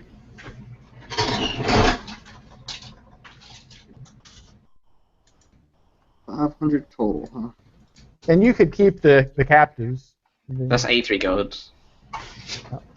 Whatever you want to do with those chainers is fine with us. We don't really have a stake on them or any concern for them. What would I'm okay with that deal. We'll hand it. what would happen if we give them him? He goes away, we can't claim the money off the other guys that offered us a load of money to give them to him dead. They didn't want him dead. They just wanted him to be made an example of. Dead's normally a good example. He Right? said something like oblivion. Or So exterminated or basically, something. if we had already been given an offer for him. I think they said 550, didn't they? That sounds about right. They didn't really commit to a particular figure. They just promised a substantial reward. Deception. Oh. I lie. Okay. I didn't know you were in character. I lie constantly. Okay, that's fine. Yeah. Well, so yeah, we're not going to haggle over 50 gold pieces. We'll match the 550 if that's your requirement to avoid combat. All right, and we would also like to take his equipment. Yeah. He doesn't Yeah, have. that's spoils of victory anyway. Yeah. He has half plate and then he has a special blessing of Hagrid that protects him even more. But yeah, sure, you can keep his equipment. It doesn't seem Pretty particularly. wicked shield too, doesn't he? Or is that just him I'm being sorry, say legendary? that again. Does he have like a cool shield, or is that just him being legendary? That was just part of his legendary abilities. Yeah. Okay, But we can never nick mind. his shield anyway, just to annoy him. Yeah. If it identifies him, then it'd probably be good enough for the It's combat. benefit. I say we give him up, and then we head the other way with the slaves. Yep. I'm Okay. quite happy with that. Similar reward either way. Then the knights scoop him up, and Obviously, after they've given us the documentation to prove that they'll pay us. yes, yeah, they'll provide you with We got a bugbear receipt. Do we like take an ear as collateral, or we cut off an ear. no? That was the No. question. It was All right. is that so our receipt? We come in and we say, here's the ear. It matches to that head. No, his writing is fine. Okay, so those guys ride off. You begin to clean up the captives, and after just a very few minutes, from the other direction, some Chainas on horseback come riding in, and they're going. I'm presuming you're going to explain the situation and diffuse it properly. Yeah. Yeah, they can. We rescued. and we'll show them all the other bugbears are here that they can have. Yeah, they're dead. Okay, they are led by his name is Shapa. He's a war chief, and he will insinuate that this probably isn't the end of this story. He says we're going to get these guys back home to their families, but as we speak, there are mechanicians in place to organize the Chainas on a more substantial campaign. And if you are truly opposed to slavery, as you say, it would be great if when the time comes, you would join our cause. Well, I preferably in a understand, type I of understand you have to non-violent. return to Odile today in order to collect your bounties and whatnot. But, Well, Invitation. I honestly hope it doesn't come to a fight. If there's a way we can deal with this in a diplomatic and peaceful manner, that's more preferred. we have not found the Toulons in general, and Odile in particular, to be receptive of diplomacy from the Chainas. This is true, but they have just gone through quite a political upheaval, which gives a lot of opportunity for change. We're doing our own thing to help through the effort. Okay, well, you're welcome to try that. We're not going to sit idly by in the mere hopes that will be successful, though. All right, yeah, can't blame you on that. No, Fair enough, but I'm here to keep the peace. problem with, All right, and that's going to bring this episode to a close. So you each get whatever 550 divided 6 ways would be. So slightly under, call it 100 each in gold. Just to make the math easy. Okay. I was basically aiming for them to offer us 600 because it just made it easier. And you each get another charm. Here, I'll link this charm as well. I got kind of crazy with the charms. I was kind of on a... They're nice, I like them.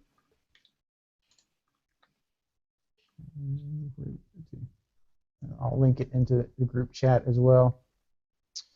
Do we get anything from the mask guys? No, because you allowed Tigris to return to his position in Odile. They are unhappy with that resolution. No. Okay. Was there any other? No, you see, that was where I was making the suggestion that we were going to get paid by them or these guys. Yeah, it was one or the other. Yeah. All right.